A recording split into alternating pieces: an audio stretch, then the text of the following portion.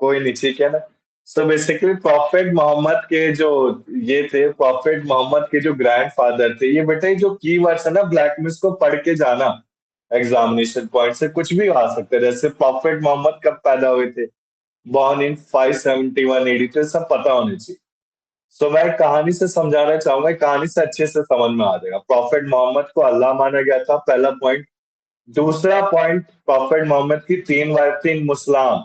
मुस्लिम में हम बेटा कितने शादी कर सकते हैं, 4 शादी कर सकते हैं, ठीक है ना। 4 शादी के बाद अगर 5वीं शादी करते हैं तो उसे पॉलीगैमी कहते हैं, ठीक है ना। जैसे हमारा हिंदू टर्म में दूसरी शादी को बायगैमी कहते थे, ठीक। सो प्रॉफेट मोहम्मद के ग्रैंडफादर को क्या बोलते थे, अब्दुल मुतलिब, मुतल्लिब कहते थे, जो mother after the death of mother and father, ठीक है ना। सॉरी, क्या बेटा, आपकी वॉइस कट रही है बाद में। वो बेटा आपका फिर इंटरनेट इशू होगा, क्योंकि मैं तो वाईफाई से कनेक्ट हूँ इधर, ठीक है ना। इधर मैं वाईफाई से कनेक्ट हूँ बेटा सगुफ, आपकी वॉइस कट रही होगी। मेरा सो भी वाईफाई बेसिकली से कनेक्ट, कोई बात नहीं, मैं दोबारा से ट्राई करती हूँ। ठीक ठीक, कोई नहीं कोई नहीं, क्लास में रहना बेटा, जाना नहीं। आज काफी इंपॉर्टेंट और इंटरेस्टिंग टॉपिक का है, काफी रोचक है आज का टॉपिक, ठीक है। सो देखो आप, फर्स्ट वाइफ का नाम क्या था, खादीजा, और थर्ड वाइफ का नाम क्या था बेटा, आयशा, आयशा कहते थे। सो जो डॉटर थी किसकी, अबू बकार की, अभी अबू बकार अभी आगे आएगा।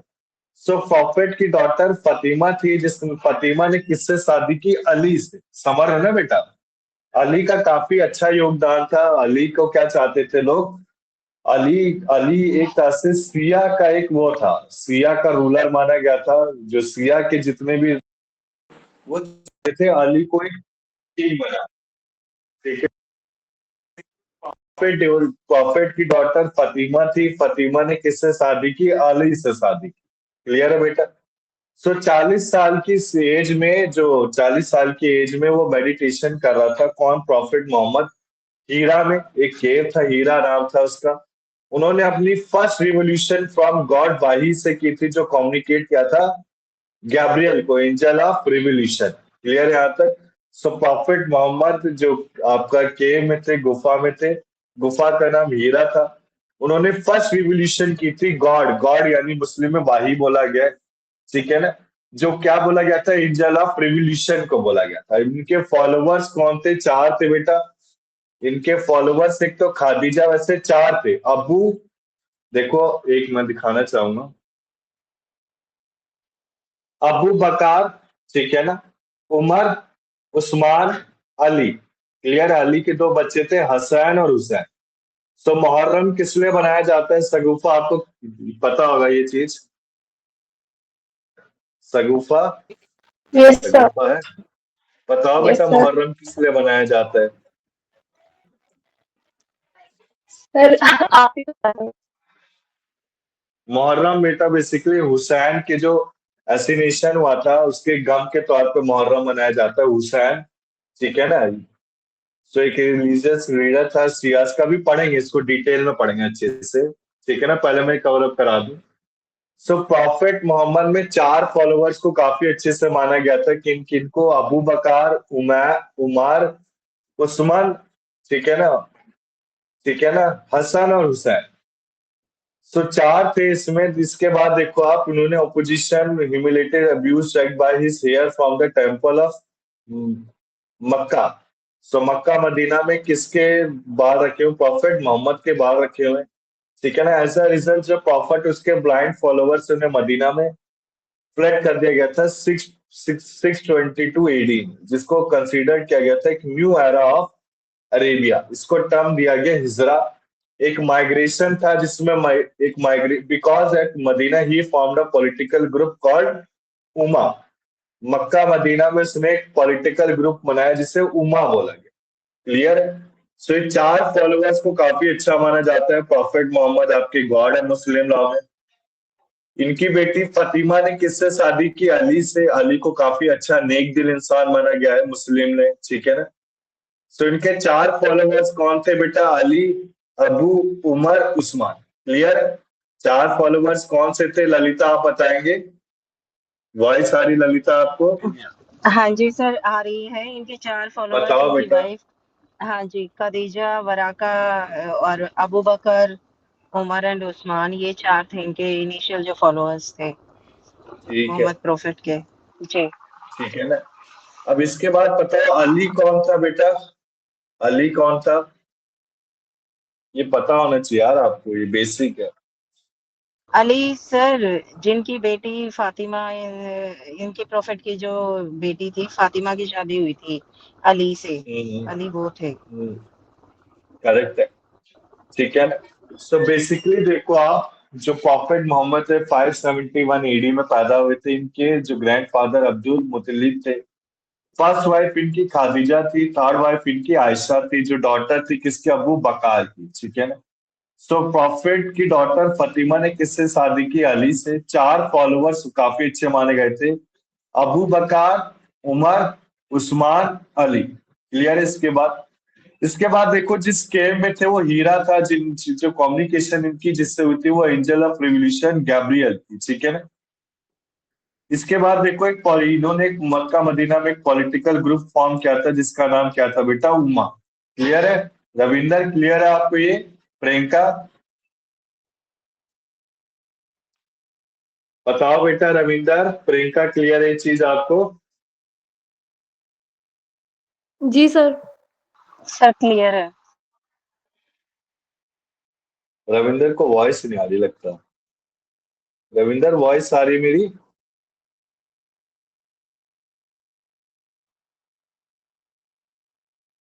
सो बेसिकली देखो आप, इसके बाद आपका कॉन्सेप्ट है सिया वर्सेस सुन्नी ने school of Muslim law. So start करते हैं। प्रॉफिट मोहम्मद 63 इयर्स की एज में डाइड हो गए थे without leaving a heir to the throne. एक राजा के तौर पे एक बिना किसी लीगल हायर वारिस को छोड़े बिना दो ग्रुप को फॉर्म किया गया था पॉलिटिकल बेसिस पे, जिन्हें रिलीजन कहा गया है। ठीक है सगुफा, मैं तो रिलीजन ही कहूंगा इन्हें। मैं आपकी बात से सहमत हूँ कि कास्ट होता है, बट रिलीजन इससे पहले कहा गया है। सो ग्रुप 1 और ग्रुप 2 क्या था, सिया और सुन्नी। अभी सिया सुन्नी है क्या भाई, बहुत कंफ्लिक्ट क्रिएट कर रहा है। सो इसको कहानी से समझते हैं बेटा। सबसे पहले आया अबू बकर। अबू बकर कितने टाइम पीरियड के लिए था, इसका असैसिनेशन कब हो गया था, कैलिफ, फर्स्ट कैलिफ, कैलिफ जिसने रूल किया था 2 इयर्स तक। अब 2 इयर्स असैसिनेशन के बाद कौन आया, उमर आया। ये फॉलोअर्स है ना किसके थे, प्रॉफिट मोहम्मद के। सो उमर कौन था, सेकंड कैलिफ, सेकंड कैलिफ। ठीक है ना, जिसने कितना है, राज किया, 10 साल राज किया। उमर के बाद कौन आया, उस्मान आया। उस्मान कौन था, थर्ड कैलिफ, थर्ड कैलिफ जितने किसने कितना पीरियड इसने राज किया, 12 इयर्स। उस्मान के बाद कौन आया, अली। अब बेटा अली, मुस्लिम लॉ में अली को काफी अच्छा मानते हैं। अली ने 5 ईयर वो किया, क्या कहते हैं आपका, ईयर रूल किया। अब इसके बाद देखो, अली के 2 बेटे थे, हसन और हुसैन। हसन कौन था बेटा, इसका बड़ा लड़का। ठीक है ना, जो फिफ्थ कैलिफ बना। और हुसैन कौन था, अली का छोटा लड़का। ठीक है ना, जो एक रिलीजियस लीडर था सिया का। सो बेसिकली उस समय मुस्लिम लॉ में सब क्या कह रहे थे कि जो रिलीजन फॉर्म होना चाहिए वो सिया होना चाहिए सबसे पहले। अली के जितने भी सक्सेसर थे। ठीक है ना। और ग्रुप 2 यानी कि हसैन, हसैन देखो आप, मैं एक बात समझाना चाहूंगा। हसैन जो इनका बड़ा लड़का था वो किससे असैसिनेटेड हुआ था, मौविया से। जो लीडर किसने चूज किया था, सुन्नी से। अब जो मौविया मौविया ने क्या करा, मौविया ने डायनेस्टी क्रिएट कर दिया। आपने बेटा अपने हिस्ट्री में के सब्जेक्ट में पढ़ा हुआ 12 से पहले, जैसे लोधी डायनेस्टी आया। ठीक है ना, फिर कौन सी डायनेस्टी आया था, कोई बताएगा बेटा, किसी को नॉलेज है। कितनी डायनेस्टी आई थी आपके पास हिस्ट्री में, एक लोधी डायनेस्टी, तुगलक डायनेस्टी। ठीक है ना, मुगल डायनेस्टी जिसमें अकबर, इब्राहिम लोधी। ठीक है ना, मुगल आए थे, शहनशाह जहांगीर। सो बेसिकली डायनेस्टी क्या होता था, डायनेस्टी में क्या होता था, जो राजा है, राजा का बेटा राजा बनता था। ठीक है ना। और ये डायनेस्टी एक टाइम पीरियड तक चलती थी, जब तक इस डायनेस्टी का कोई दूसरा डायनेस्टी एसोसिनेशन नहीं कर देता था, ओवरथ्रो नहीं कर देता था। सो हसन देखो, अली के बाद जो हसन था, हसन का एसोसिनेशन किसने किया, मौविया ने किया। अब ये मौविया कौन पर्सन था, जो सुन्नी था। अब देखो अली तक सब क्या चाहते थे, सिया करना। ठीक है ना। बट सिया को भी ओवरथ्रोन किसने किया? सुन्नी ने किया। जो कौन था, जो लीडर जिसके द्वारा चूज किया गया था, उस पर्सन का नाम क्या था? मौविया। मौविया ने क्या स्टार्ट कर दिया? उम्मद डायनेस्टी को स्टार्ट कर दिया। क्लियर है यहाँ तक? तो सुन्नी की बात करूं तो सुन्नी को किसने स्टार्ट किया? मौविया ने स्टार्ट किया। जो सबसे पहला डायनेस्टी बना वो उम्मद डायनेस्टी बना। क्लियर? सिया को किसने स्टार्ट किया? हुसैन ने स्टार्ट किया। क्लियर है बेटा? Priyanka yes sir. बताओ बेटा। प्रियंका क्लियर है? ललिता, रविंदर? हाँ हाँ जी, क्लियर है सर। ठीक है बेटा। सगुफा आपको क्लियर है अच्छे से? Yash? Yes sir. Yash Valmiki Mishra clear है? Yes sir. ठीक है ना। सो बेसिकली अब मैं आपसे पूछना चाहूंगा, ये प्रियंका आपको वॉइस आ रही है? जी सर, आ रही है। बताओ बेटा, सुन्नी किसने स्टार्ट किया? किस किस पर्सन ने? ये आएगा एग्जाम में जो आप सोचो मजाक के नहीं आएंगे। अभी दिखाऊंगा पेपर में मैं। बताओ बेटा।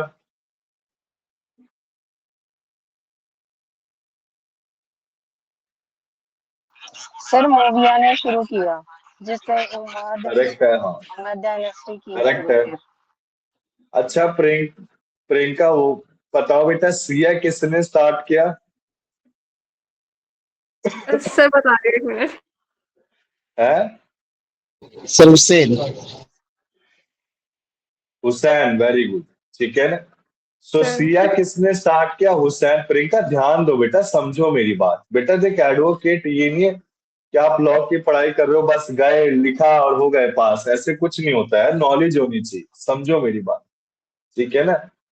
आप आगे चल के सेकेंड ईयर में सिविल क्रिमिनल प्रोसीजर कोड करोगे तो अभी सेकेंड ईयर के वाले क्लास में उनको भी कहा बेटा आपके खून में आ जाने चाहिए सारी चीजें। ठीक है ना, ब्लड में। तभी इस चीज का फायदा, नहीं तो नहीं है बेटा आपका फायदा कुछ। समझो मेरी बात। तो कोई नहीं। फर्स्ट एलएलबी की क्लास में होती है, जब फर्स्ट ईयर की क्लास दोगे बेटा पढ़ोगे नहीं, जब बैक आएगी तो सेकेंड ईयर फिर आप खुद सारी क्लासेस लोगे। ठीक है ना। ये हर थर्ड ईयर तक बच्चे यही कर रहे हैं।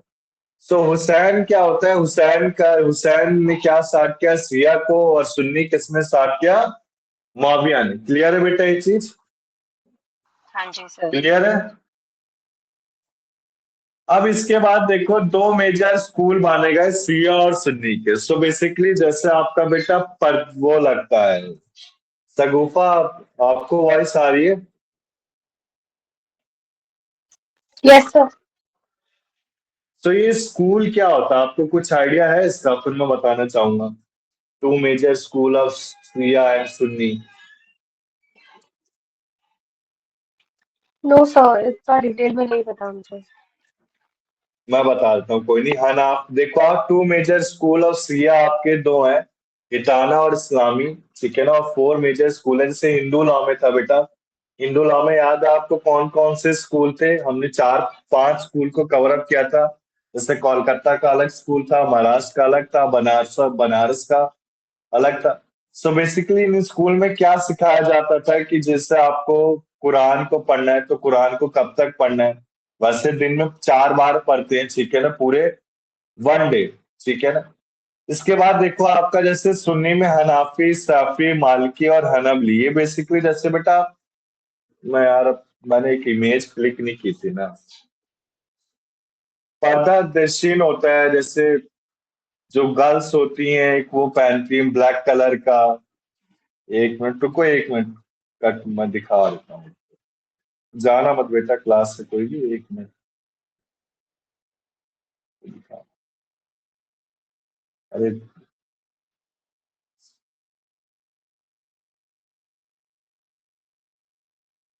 एक मिनट।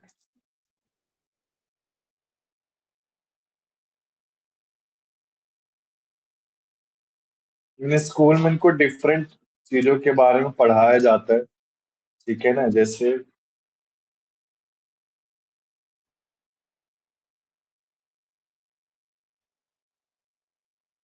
हाँ, एक मिनट, एक मिनट।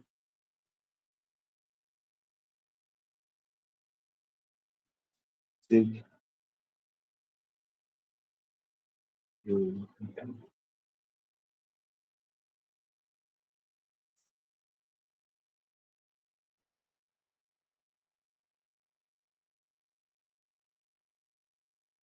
जैसे कि एक मिनट रुको, मैं इस इमेज को खोल देता हूँ।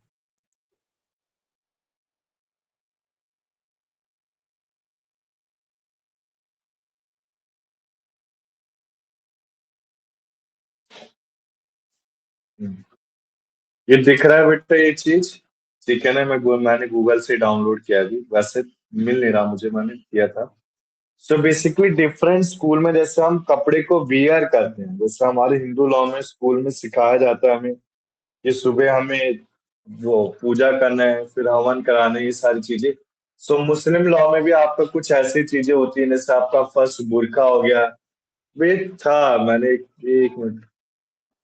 एक मिनट रुको बेटा, मैं दिखाता हूँ इससे अच्छे डिटेल से हनाफी और ये दिखाता हूँ।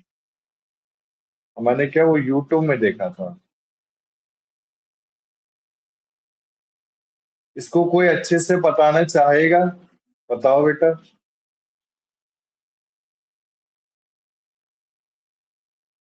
बताओ बेटा प्रियंका, कुछ नॉलेज इसके बारे में, ललिता आपको? बोलो बोलो बेटा। आ जाओ बेटा, बाल आओ आओ, आ जाओ, कोई दिक्कत नहीं है। बताओ बेटा, कोई इसके बारे में बताना चाहेगा, स्कूल के बारे में डिटेल में? सर मॉडर्न स्कूल्स के बारे में मुझे नहीं पता। बिल्कुल, जैसे इसमें बेटा, जैसे ये आपका ये क्या कहते हैं इसको, मेरे को सॉरी यार, देखो मेरे को इसका नॉलेज नहीं है। जैसे बुरखा कहते हैं पर्दे, ना सर। हाँ बुरखा, हाँ सॉरी सॉरी, बुरखा मेरे को आइडिया नहीं था, सॉरी। सो बुरखे के पहनने के तरीके के बारे में बताया जाता है। अभी मेरे को इमेज मिल रही थी, मैंने देखी थी कहीं, ठीक है ना? काफी अच्छे से समझाया था उसमें। सो बेसिकली मैं चलो ऐसे ही बता देता हूँ आपको, ढूंढने में यार मुझे टाइम लगेगा, मैं क्लास को ऐसे खराब नहीं करना चाहता, ठीक है ना?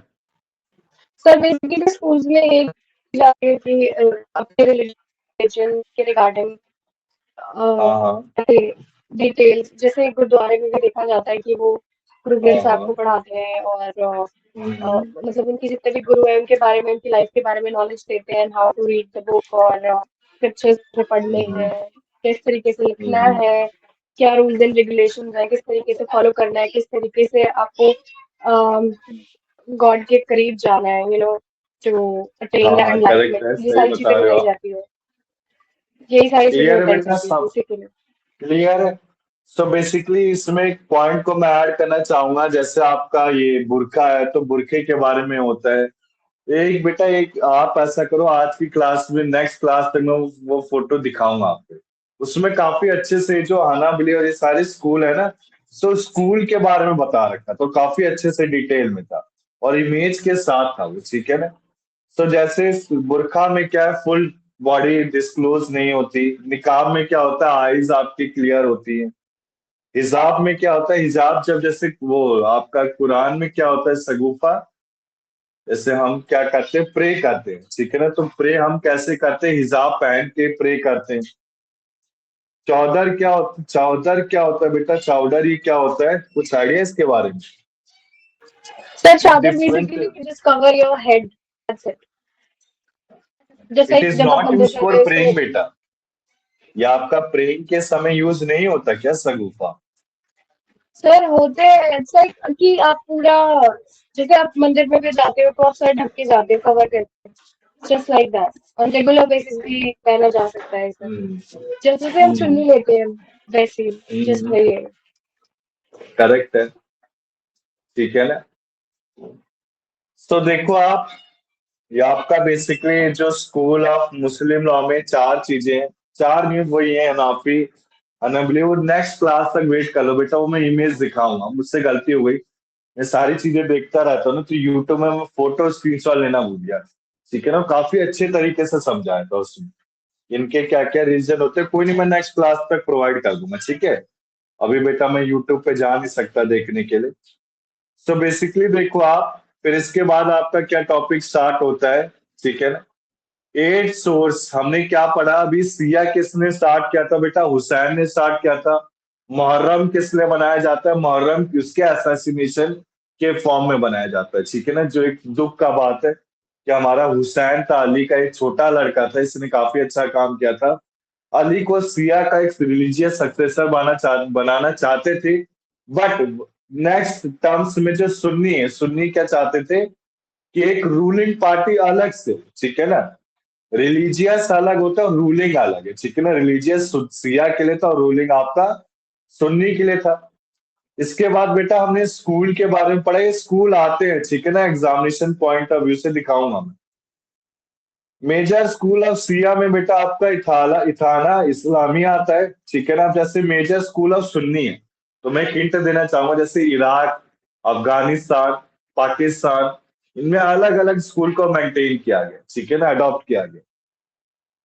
हनाफी में जैसे आपका जो निकाह वो अलग तरीके से कपड़े को पहनते हैं, मालिकी में अलग से, अनबली में अलग से, ठीक है ना, मैं दिखा दूंगा, कोई टेंशन की बात नहीं।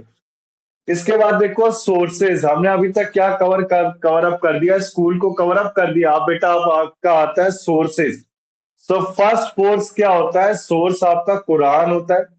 सो कुरान को क्या बोला गया, कोरन। कोरन क्या डिराइव किया गया, कुराह। कुराह का मतलब क्या होता है, रीड, पढ़ना। ये बेसिकली कलेक्ट अरेंज किया गया था अबू बकार से। तो समझो आप, ये जो अबू बकार है, इसने सबसे पहले क्या स्टार्ट किया, कुरान को, ठीक है ना। जो रिवाइज किया उस्मान ने। जैसे हम बात करें, आपका जो अकबर है, अकबर द ग्रेट जो हम कहते हैं, सो अकबर जो ग्रेट है, इसने भी कुरान को काफी अच्छे से उसको रिवाइज किया, अच्छा किया।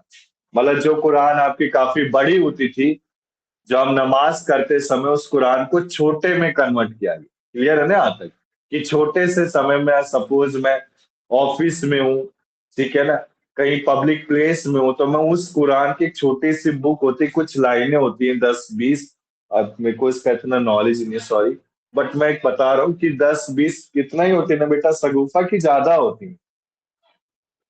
सर सगुफा को पूरी अच्छी तो, नॉलेज। जो पूरी पूरी बुक होती है वो तो बहुत मोटी होती है, मतलब बहुत सारे बट पेजेस की जैसे होती हम है। बेटा नमाज पढ़ते तो कितने वर्ड्स, कितने लाइनें बोलनी पड़ती, कुछ आइडिया, क्योंकि मुझे इसका सर सॉरी बिल्कुल आइडिया नहीं है। हाँ, इट्स ओके। वो काफी सारे, जैसे जैसे एक जैसे मंत्र होते हैं, वैसे ही काफी सारे वो हाँ। होते हैं। वो से प्रोसेस होते हैं जो याद करने होते हैं। तो takes around 15-20 minutes to do ठीक। One time. एक टाइम का करेक्ट करने है। के लिए आपको कम से कम 25 मिनट 20 मिनट लगता है कंप्लीट करने में। ठीक है। आप सोच सकते हैं जैसे कि हमें कितने सारे बोलने पड़ते हैं। कोई दिक्कत नहीं। जैसे हमें सगूफा ने बताया कि जैसे हम स्टार्ट करते हैं अपना नमाज, ठीक है ना, तो हमें कितने मिनट लगते हैं, 20 से 30 मिनट, ठीक है ना। इसमें कुछ वर्ड्स होते हैं, जैसे आपका हिंदू लॉ में मंत्र होते हैं, वैसे आपका नमाज में भी वर्ड होते हैं। किस में लिखे गए थे, आपके कुरान में लिखे गए थे, ठीक है ना। जैसे हमारे हिंदू लॉ में भगवत गीता है, वैसे मुस्लिम लॉ में आपका Quran. So basically, communicated to the prophet by Gabriel, angel of revelation, in the form of message wahi over 23 years. So सबसे पहले जो कुरान था, ये 23 सालों के लिए था। अब around 600 verses out of 20 idle with legal principles such as marriage, maintenance, acknowledgement, transfer of property, gift, will, inheritance, ठीक है ना। So basically इसमें 6000 verses है, जिसमें 200 के बारे में कुछ बताया गया है। जैसे आपका आपका मैरिज हो गया, मैट्रिमोनियल को मैं महर कहूंगा, डॉलर कहूंगा, maintenance, transfer of property, gift, will आते हैं, ठीक है ना। अब ये बेसिकली कस्टम इसने अबॉलिश किया, फीमेल इन्फेंटिसाइड, गैम्बलिंग, और sorry practice of lending money that higher interest, और unlimited polygamy. So basically unlimited polygamy को इसने हटाया। अभी पॉलीगैमी क्या होता है, मतलब हम समझेंगे। जैसे हम हिंदू लॉ में बेटा एक मैरिज करते थे, एक के बाद जब दूसरी मैरिज करते थे तो उसे बाईगैमी कहते थे। सेम आपका पॉलीगैमी में क्या होता है, जैसे हमने 4 मैरिज की, 4 मैरिज के बाद मैं पांचवी करता हूं तो पॉलीगैमी। तो अनलिमिटेड कहने का मतलब है, जैसे पहले क्या होता था मुस्लिम में, कि हम 10, 20, 30 जितनी चाहे उतनी शादी कर लेते थे, बट अब वैसा शायद नहीं होता। मुस्लिम लॉ को भी अपडेट किया गया है, सब पढ़ेंगे आगे। अभी ट्विस्ट को मैं एंड नहीं करना चाहूंगा, ठीक है ना, अभी बहुत सारे ट्विस्ट है इसमें। इसके बाद देखो दूसरा आया, जैसे बेटा हमने पढ़ा था सुन्नत, जिसे पाथ, ये सेकंड सोर्स है मुस्लिम लॉ का। Whatever the prophet said did or allowed, that is is called हदीस ट्रेडिशन। जो भी प्रॉफिट ने कहा उसे क्या बोला गया, सुन उस हदीस कहा गया, ट्रेडिशन बोला गया। अभी ट्रेडिशन में क्या सिखाया गया कि जैसे आपको नमाज पढ़ना है तो कब, जैसे हम गुरुद्वारा जाते हैं, मंदिर जाते हैं, हम मंदिर में जाके चप्पल को उतारते हैं, सबसे पहले घंटी बजाते हैं, घंटी बजाने के बाद हाथ जोड़ के प्रेयर करते हैं। सो सेम मुस्लिम में क्या होता है, ये बेटा ट्रेडिशन होता है उनका नमाज पढ़ने के लिए। सबसे पहले हम पैर पे बैंड होते हैं, ठीक है ना, अपने सर के ऊपर कुछ कपड़ा बांधते हैं, फिर हम हाथ ऊपर करके कुछ भी अल्लाह से मांगना है तो हम चीज वो मांग सकते हैं, ठीक है ना। Whatever the prophet said in word is called सुन्नत उल क्वल बोलते हैं। वट एवर ही डिड सुन्नत उल फेल बोलते हैं। ये वर्ड को लर्न कर लो, मैं अभी भी बोल रहा हूँ, ये वर्ड आएगा, दिखाऊंगा अभी पेपर में, ठीक है ना। Whatever he allowed to be done without actually saying it is called सुन्नत उल तुकरीर। जो भी उसने बोला, जो तुम्हें करना है आगे के लिए, जो आपने बोला है, उसको क्या बोलते हैं, सुन्नत उल तुकरीर। So basically, ये सारे सुन्नत manipulated and not certain as a Quran used as a political weapon what happening during the rule of Umayyad dynasty. So basically ये सारे कुरान में नहीं लिए गए थे, एक ट्रेडिशन है, ट्रेडिशन जो एक यूज किया गया था उम्मद डायनेस्टी में, किसके द्वारा, मौविया के द्वारा, जिसने सुन्नी रूल को लाया था। क्लियर है बेटा यहाँ तक। इसके बाद देखो थर्ड पॉइंट आया इजामा। इजामा क्या होता है, consensus of most learned member of community. These sources are has been validated by both Quran and Prophet. So इजामा के बारे में बताएंगे बेटा एक बार आप।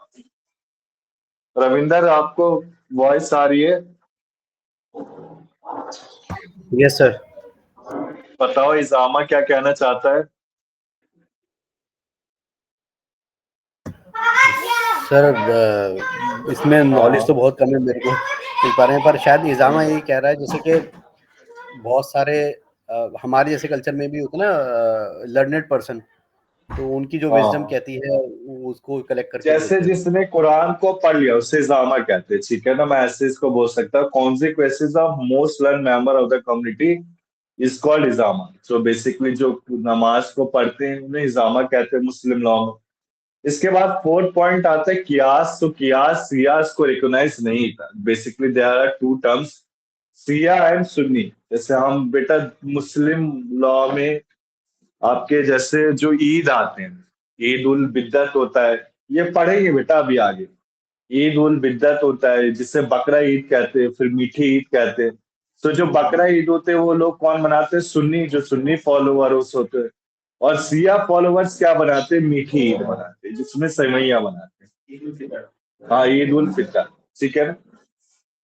तो बेसिकली देखो आप, कियास सिया जिन्हें रिकॉग्नाइज नहीं करते थे, collection of rules and principle deductible by the method of analogy interpretation from the Quran सुन्नत निजामा, जिसमें आपका कुरान सुन्नत इजामा आता है। बट कियास जो सिया मतलब सुन्नी कियास को ही फॉलो करते थे। ये क्या होते थे, कुछ रूल्स एंड प्रिंसिपल्स होते थे जो उनके नमाज में दिए गए, कुरान में दिए गए।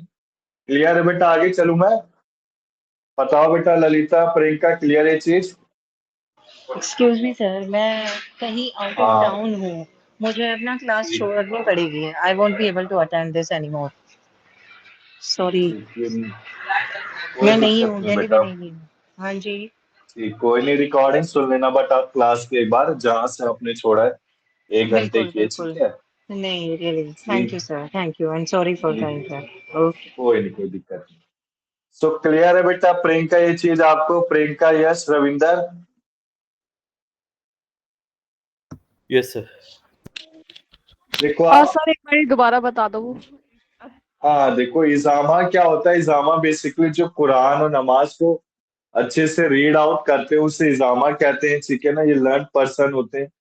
कियास क्या होता है, कियास जो सुन्नी कियास को फॉलो करता है। अभी कियास क्या होता है, सुन्नी लोगों के लिए कुछ रूल्स एंड रेगुलेशन दिए गए कुरान, उसे कियास कहते हैं, ठीक है ना। इसके बाद देखो फिर आता है आपका लेजिस्लेशन। सो लेजिस्लेशन क्या होता है, जिसको रूल गाइड करता है, ठीक है ना। Throughout the most of the Muslim law is not codified but some of it is codified like Shariat Act 1937, Dissolution of Muslim Marriage Act 1939. So dissolution of Muslim marriage जिसमें triple तलाक आता था कि 3 बार तलाक बोलेंगे तो तलाक मिल जाता है। मुस्लिम वुमेन प्रोटेक्शन एक्ट, इसमें बेटा आपका आ जाता है मेहर डोहर वाला। Muslim women protection on marriage 2019, तो ध्यान देंगे जो 1985 था उससे अपडेट करके क्या कर दिया गया 2019। ठीक है ना। सो बेसिकली हम बात करेंगे तो मुस्लिम, देखो मुस्लिम लॉ जो पढ़ रहे हैं ये मुस्लिम लॉ किससे लिया गया? शरियत एक्ट। ठीक है ना, शरियत एक्ट में भी सेम है जो हम मुस्लिम लॉ में कवर अप करेंगे। इसके बाद देखो कुछ कस्टम एंड यूसेज है, having forces of law, judicial decision. Last में बेटा आपका justice, equity and good conscience. Clear है यहां तक? बताओ बेटा source and school of Muslim law में क्लियर है? बताओ बेटा सगुफा, रविंदर, यश, प्रियंका, क्लियर है? Yes sir. प्रियंका क्लियर है? Yes sir. ठीक है ना। इसके बाद देखो आप source and school of Muslim law के बाद आता है आपका मैरिज। तो मैरिज को क्या बोलते हैं? निकाह। हमने मैरिज की कंडीशन में कुछ पढ़ा था हिंदू लॉ में, आपका वॉइड और वॉइडेबल मैरिजेस होते थे, कुछ कंडीशंस होती थी जिसमें साप इंडा रिलेशनशिप को हमने पढ़ा था, अच्छे से कवर अप किया था। तो सेम आपका मुस्लिम लॉ में मैरिज है, सिर्फ निकाह बोलते हैं। सो मुस्लिम लॉ एक कॉन्ट्रैक्ट होता है। कैसे कॉन्ट्रैक्ट होता है? जब जैसे हम मुस्लिम करते हैं, ठीक है ना, तो कॉन्ट्रैक्ट बना दिया जाता है जिसमें जो ग्रुप, जो लड़की का बाप है, मैं ऐसे वर्ड यूज करूंगा फिर याद आएगा। लड़की का बाप है, लड़की का बाप क्या कर, सॉरी, लड़के का जो बाप है, लड़के का बाप डिसाइड कर देता है लड़की को डौहर देने का। अभी मैथ थोड़ा बता देते हैं। अब ये डौहर होता क्या है? डौहर होता है जिससे महर बोलते हैं। महर यानी कि महर एक उर्दू वर्ड है कि मैं उसके ऊपर एक दया दिखा रहा हूं, ठीक है ना, मैंने उसको कुछ दिया। सो बेसिकली जो लड़के का बाप है वो लड़की को देता था, ठीक है ना। अगर लड़का नाबालिग है, लड़का नाबालिग होता है मुस्लिम लॉ में, तो लड़के का बाप डॉन डिसाइड करता है। अगर लड़का बालिग है यानी कि मेजर, तो कौन? लड़का ही डिसाइड करता था, मेहर या फिर डॉन, कि कल को मेरा तलाक होगा तो मैं अपनी वाइफ को इतना डॉहर दूंगा और ये अपने घर चली जाएगी। सो डॉहर किस में डिसाइड होता था? द्रिहम। ठीक है, मैंने पिछली क्लास में भी कराया था द्रिहम के बारे में। द्रिहम अगर स्पेसिफाइड है तो 3 द्रिहम दिया जाता है, और स्पेसिफाइड होता है तो मैक्सिमम 500। सेम का सेम पेपर में क्वेश्चन आया, ठीक है ना, पर बच्चे ध्यान नहीं देते, फिर काम कुछ कर नहीं सकते इस चीज के लिए।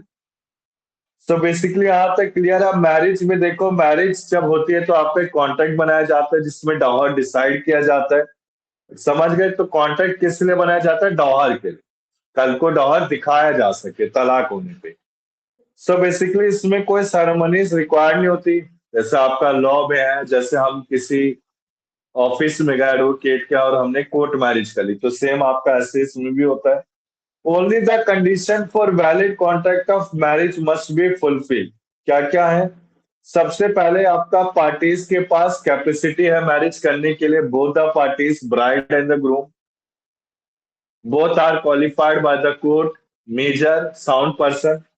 ठीक है ना। बट आपका मुस्लिम लॉ में ऐसा नहीं है, ठीक है ना। मुस्लिम लॉ में आपका नाबालिग कर सकते हैं। इसके बाद देखो, there should be the proposal should be made from the hand of first party. There should be acceptance of proposal, acceptance should be made by the second party. And the third one, there is no impediments to the marriage. Impediments का मतलब क्या है? Barriers, hurdles नहीं होने चाहिए marriage के। इसके बाद देखो, कैपेसिटी टू कॉन्ट्रैक्ट मैरिज। सबसे पहले जो पर्सन है मैरिज यानी Muslim with sound mind who has attain the age of puberty, जो मेजर आपका बन गया, has the capacity to marry. A person who are not of sound mind or not attain puberty can married by their guardians. Clear है यहाँ तक? तो मैंने आपको बता दिया।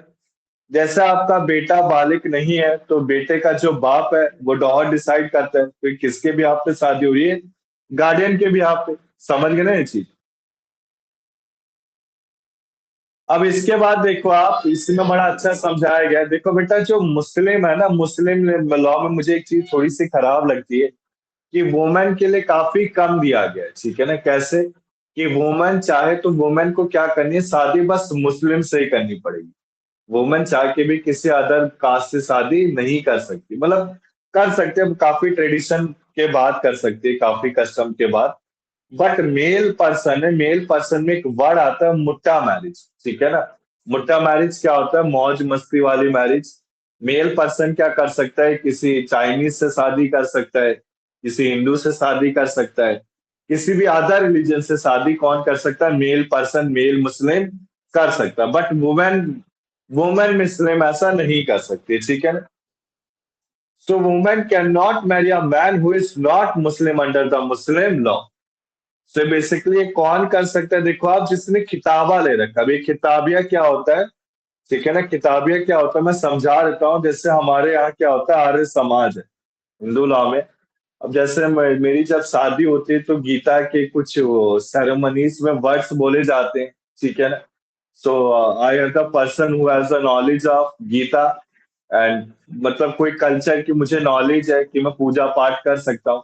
तो किताबिया भी क्या होता है, समझेंगे हम। किताबिया क्या होता है, मुस्लिम में जिसको एक ट्रेडिशन के बारे में पता है, ठीक है ना, जो आगे चीज उस चीज को फॉलो करेगा किताबिया, यानी कि कस्टम को आगे चल के फॉलो करेगा, किसके, मुस्लिम, ठीक है ना। फिर जिसको मुस्लिम की नॉलेज है कि मुस्लिम में नमाज कैसे पढ़ते हैं, कितनी देर तक की नमाज होगी, ठीक है ना, ईद में क्या क्या चीजें करनी है।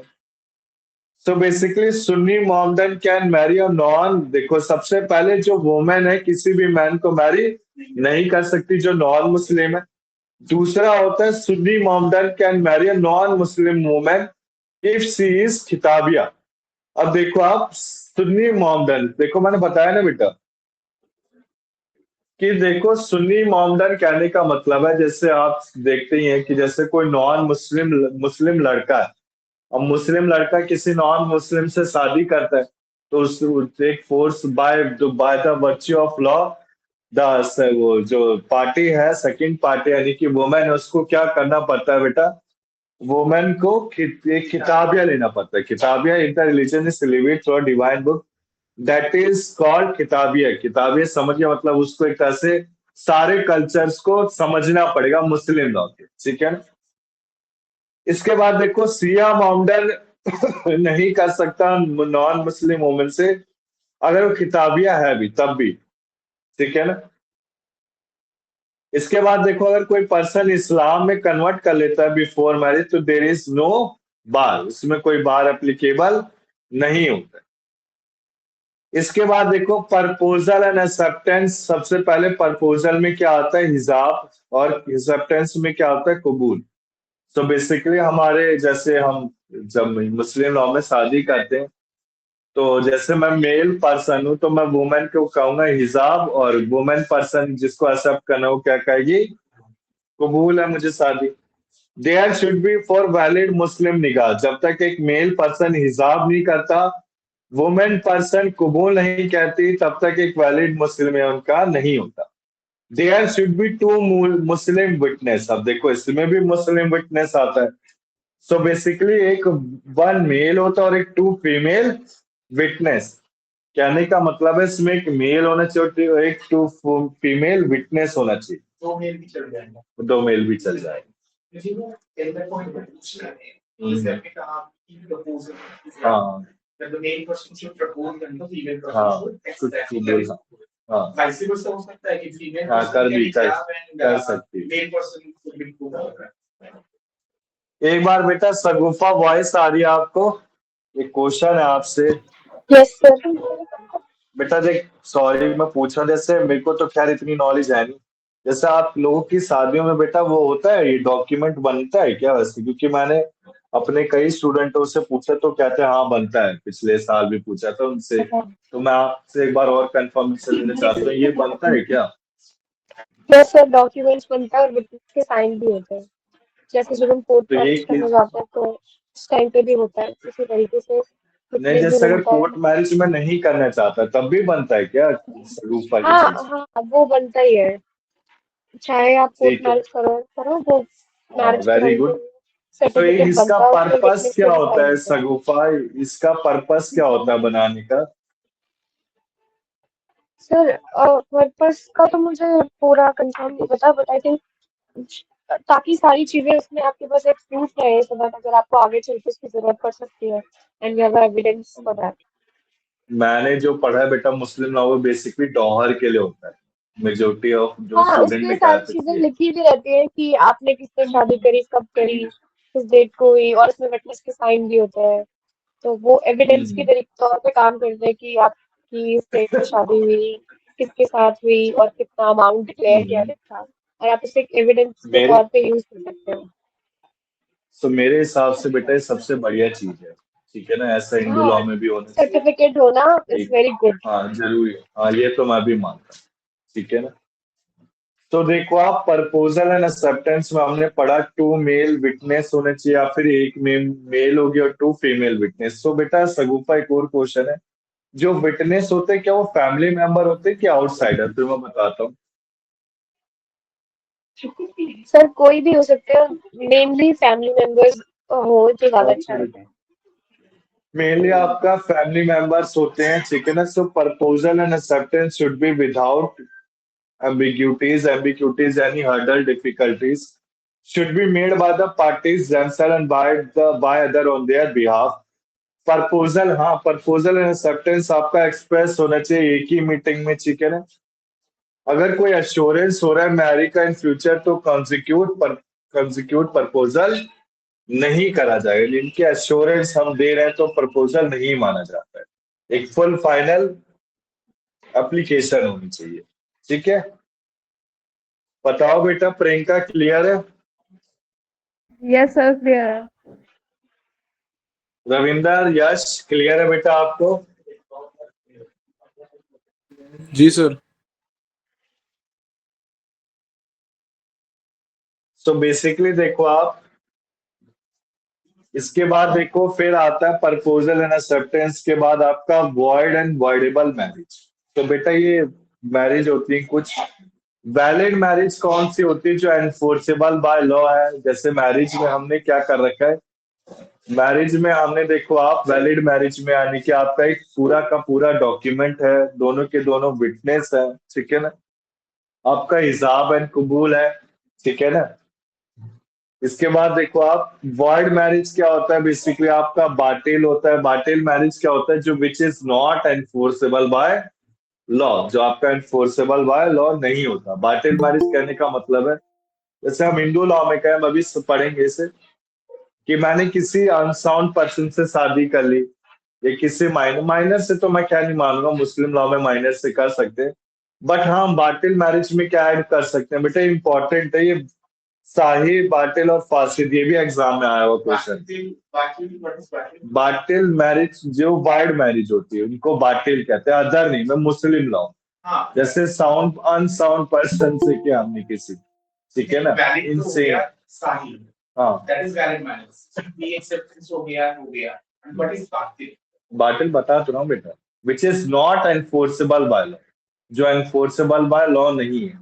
जैसे कि आपका क्या हुआ बाटिल मैरिज में, किसी अनसाउंड पर्सन से हमने शादी की। ठीक है ना। इसके बाद देखो इरेगुलर मैरिज फासिद, मतलब सब कुछ ठीक था बस एक डॉक्यूमेंट नहीं बनाया गया।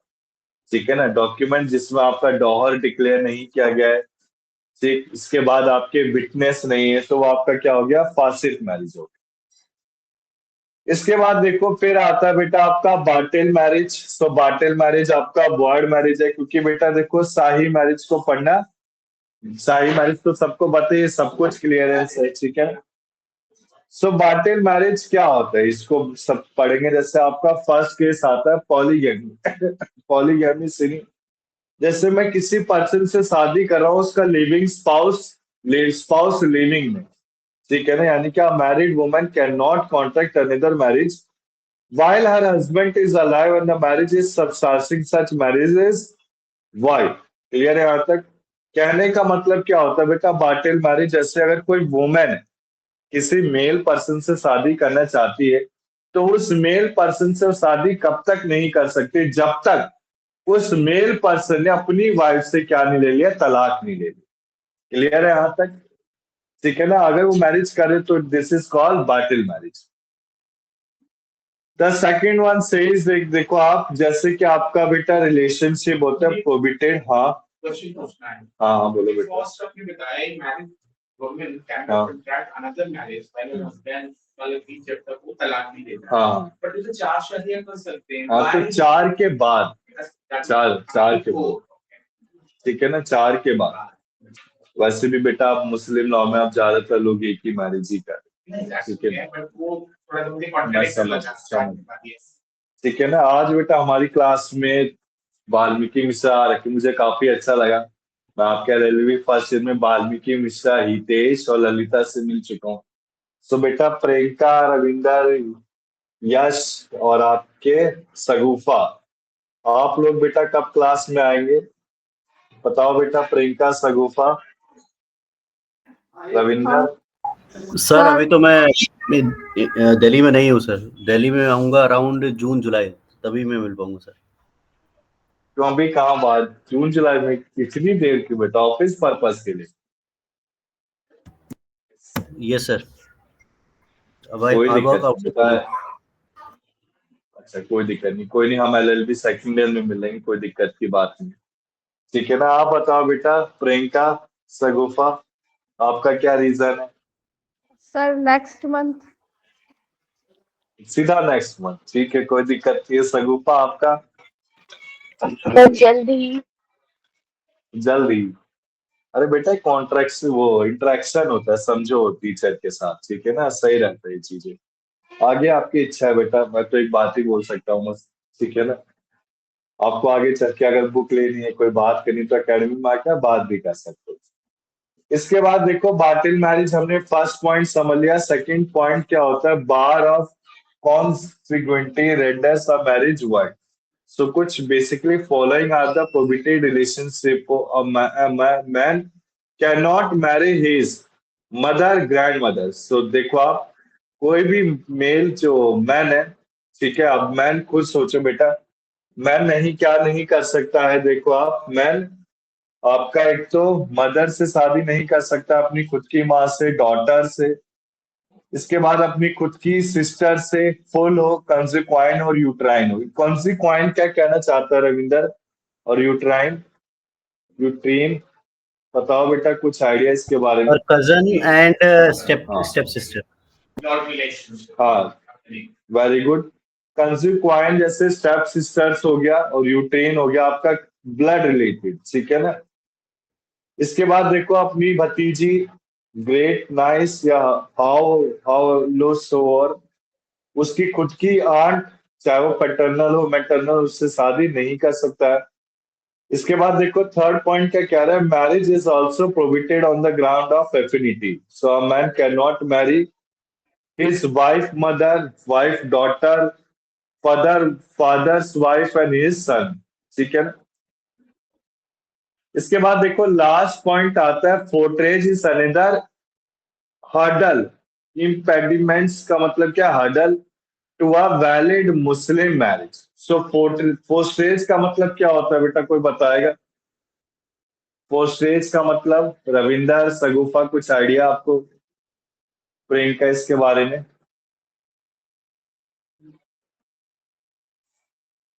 बोलो बेटा।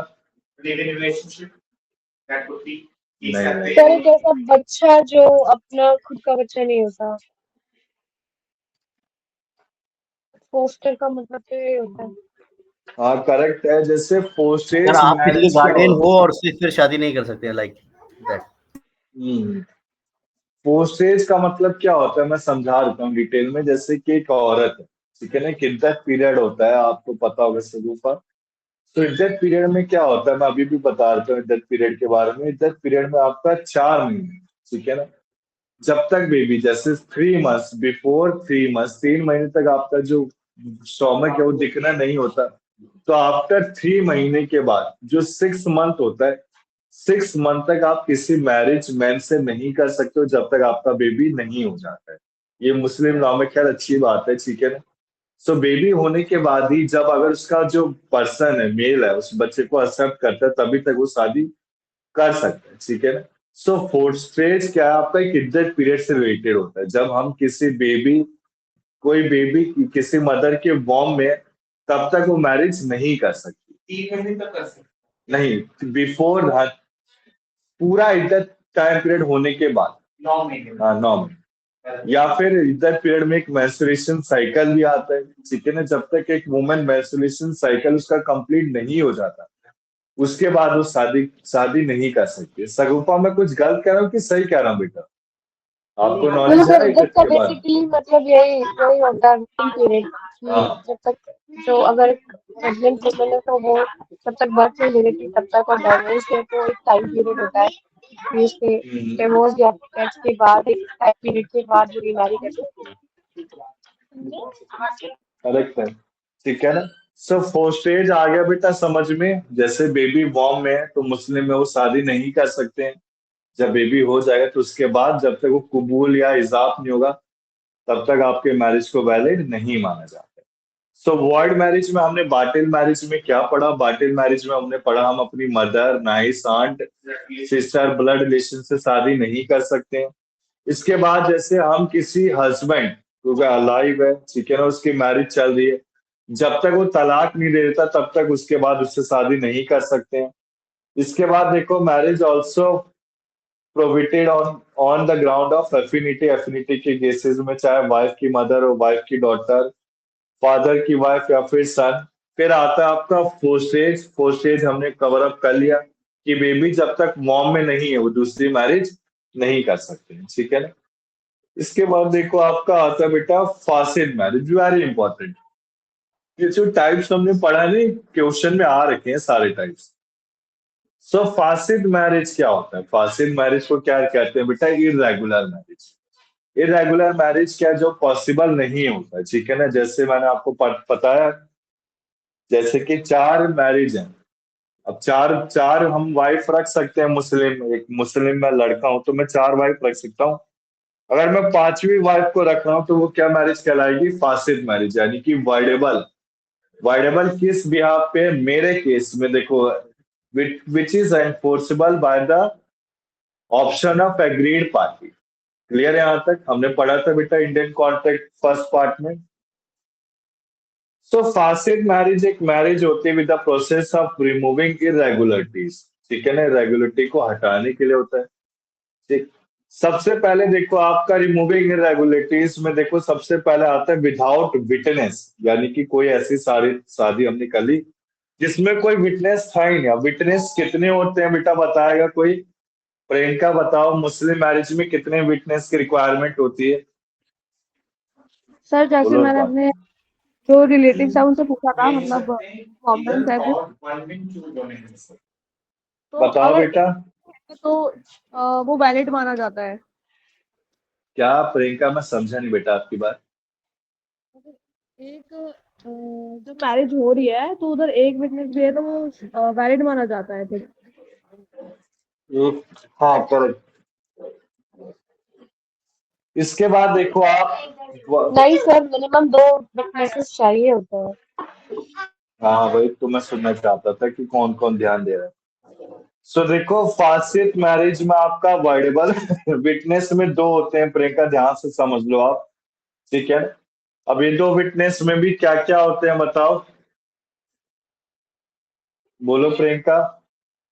सगुफा आप ही बता दो, 2 विटनेस में। या तो 2 मेल या सर या तो एक। 2 मेल हो सकते हैं या फिर 1 मेल और 2 फीमेल। हाँ वेरी गुड, समझ गए प्रियंका आप? Yes sir. ठीक है ना। आगे सारी क्लासेस लेनी है प्रियंका को, आपका नाम याद हो गया, मैं नीतू मैडम से कंप्लेन कर दूंगा कि आगे प्रियंका ने एक भी क्लास नहीं ली तो।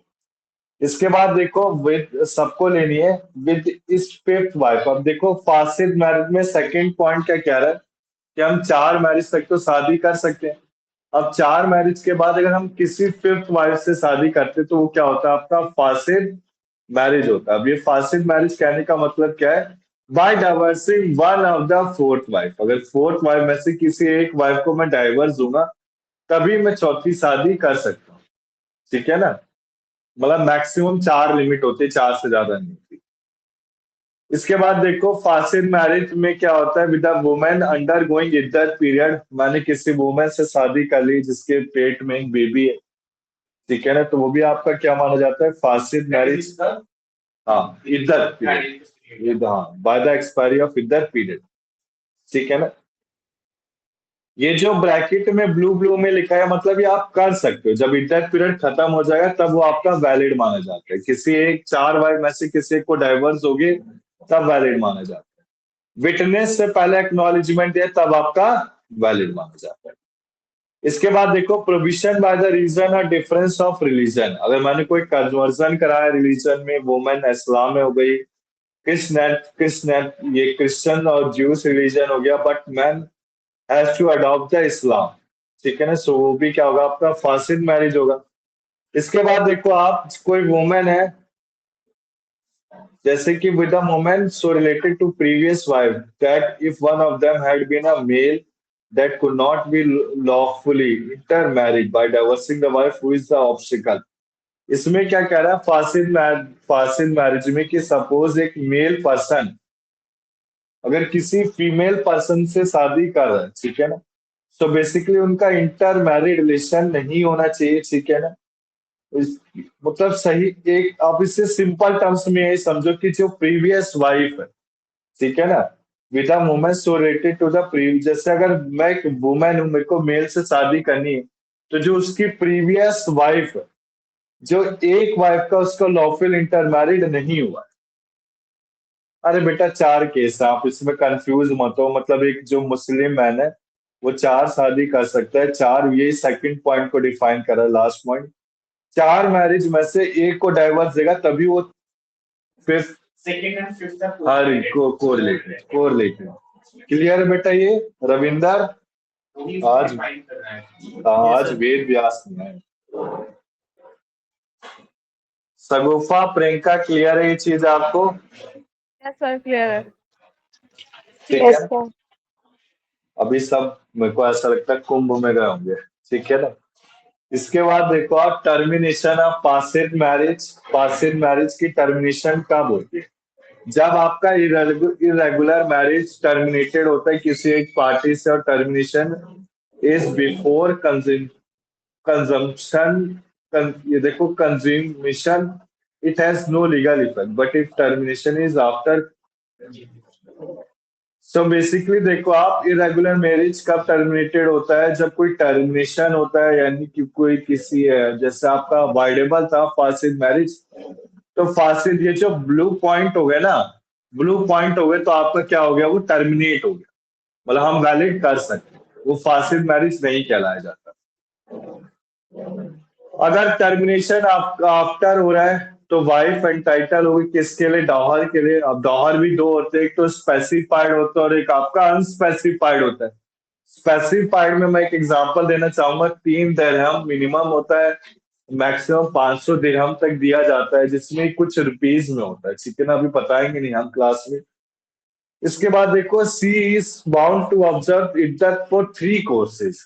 अभी 3 कोर्सेज कहने का मतलब क्या होता है, एक इद्दत क्या होता है, 3 महीने का होता है। क्लियर है बेटा? तो 3 महीने का इद्दत, यानी कि वुमेन की प्रेगनेंसी कितने की होती है, 9 मंथ्स की होती है, तो इद्दत कितने हो गए, 3 हो गए। क्लियर है ना यहाँ तक? लास्ट में देखो children born after marriage are legitimate. Clear है बेटा? प्रियंका लेगिमिटेड क्या होता था बताएंगे आप एक बार? लेगिमिटेड का मतलब क्या था प्रियंका?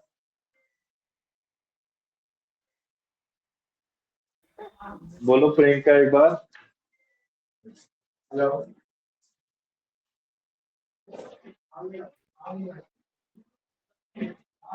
सगुफा आप बताएंगे लेगिमिटेड का मतलब? एक ऐसा होता है जो अपने फादर की प्रॉपर्टी में पूरा हकदार होता है, जो फादर होता है करेक्ट है, उसको उसका सरनेम भी मिलता है। आप बताएंगे प्रियंका एक बार, आपने क्यों रेस किया है, क्या होता है लेगिमिटेड का मतलब? हाँ, गलती से हो गया था। अच्छा गलती से हो गया था। कोई नहीं बेटा, प्रियंका देखो ध्यान से समझेंगे हम। लेगिमिटेट क्या होता है? Child which is born after the marriage, जो मैरिज के बाद जिसे जायज कहते हैं, जिस जो child who is valid according to the terms of law. So इसके बाद देखो इफेक्ट क्या है लीगल मुस्लिम मैरिज के। सबसे पहले आपका कोई सेक्सुअल इंटरकोर्स हुआ है जो कि लॉफुल है, मतलब मैरिज के बाद, समझ आओ मैरिज के बाद कोई चिल्ड्रन बॉर्न हुआ है तो आपका लेगिमिटेट होगा। इसके बाद वाइफ को एंटाइटल होगा डॉहर, जिसे डॉहर को महर कहते हैं। महर हमने समझ लिया था, एक महर मतलब एक हेल्प करना किसी पर्सन की, उर्दू में कहते हैं, उर्दू वर्ड है महर। और डॉहर क्या इंग्लिश वर्ड है। वाइफ एंटाइटल है मेंटेनेंस के लिए। सो बेटा अब देखो आप समझेंगे जो मुस्लिम लॉ और हिंदू लॉ में काफी बड़ा फर्क है। देखो कुछ चीजें हिंदू लॉ में अच्छी है तो कुछ चीजें मुस्लिम लॉ में अच्छी है।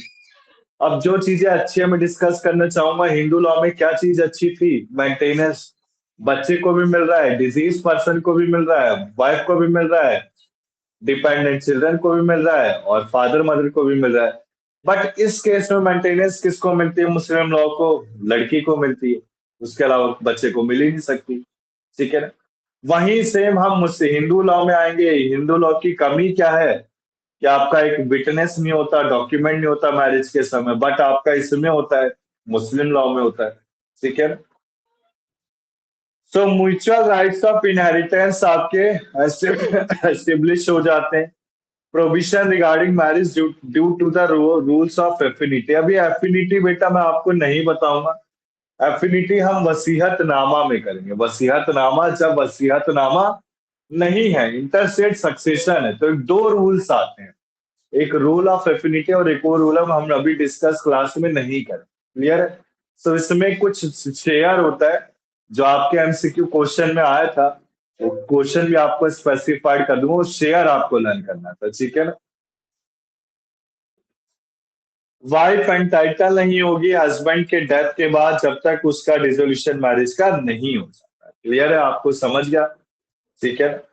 अब जैसे पति मर गया और वाइफ के पेट में बच्चा था, तो बच्चा जब तक पैदा नहीं हो जाता, वो एक इद्दत पीरियड होता है, तब तक वो दूसरे पति से शादी नहीं कर सकती।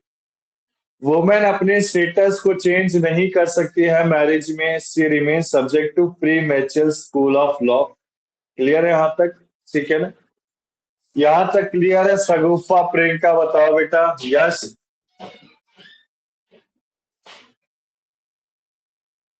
Yes, sir. यस बताओ बेटा। क्लियर है? हमने दो टॉपिक कवर अप किए, एक तो source and school of Muslim law, and the second one is निकाह which is called marriage.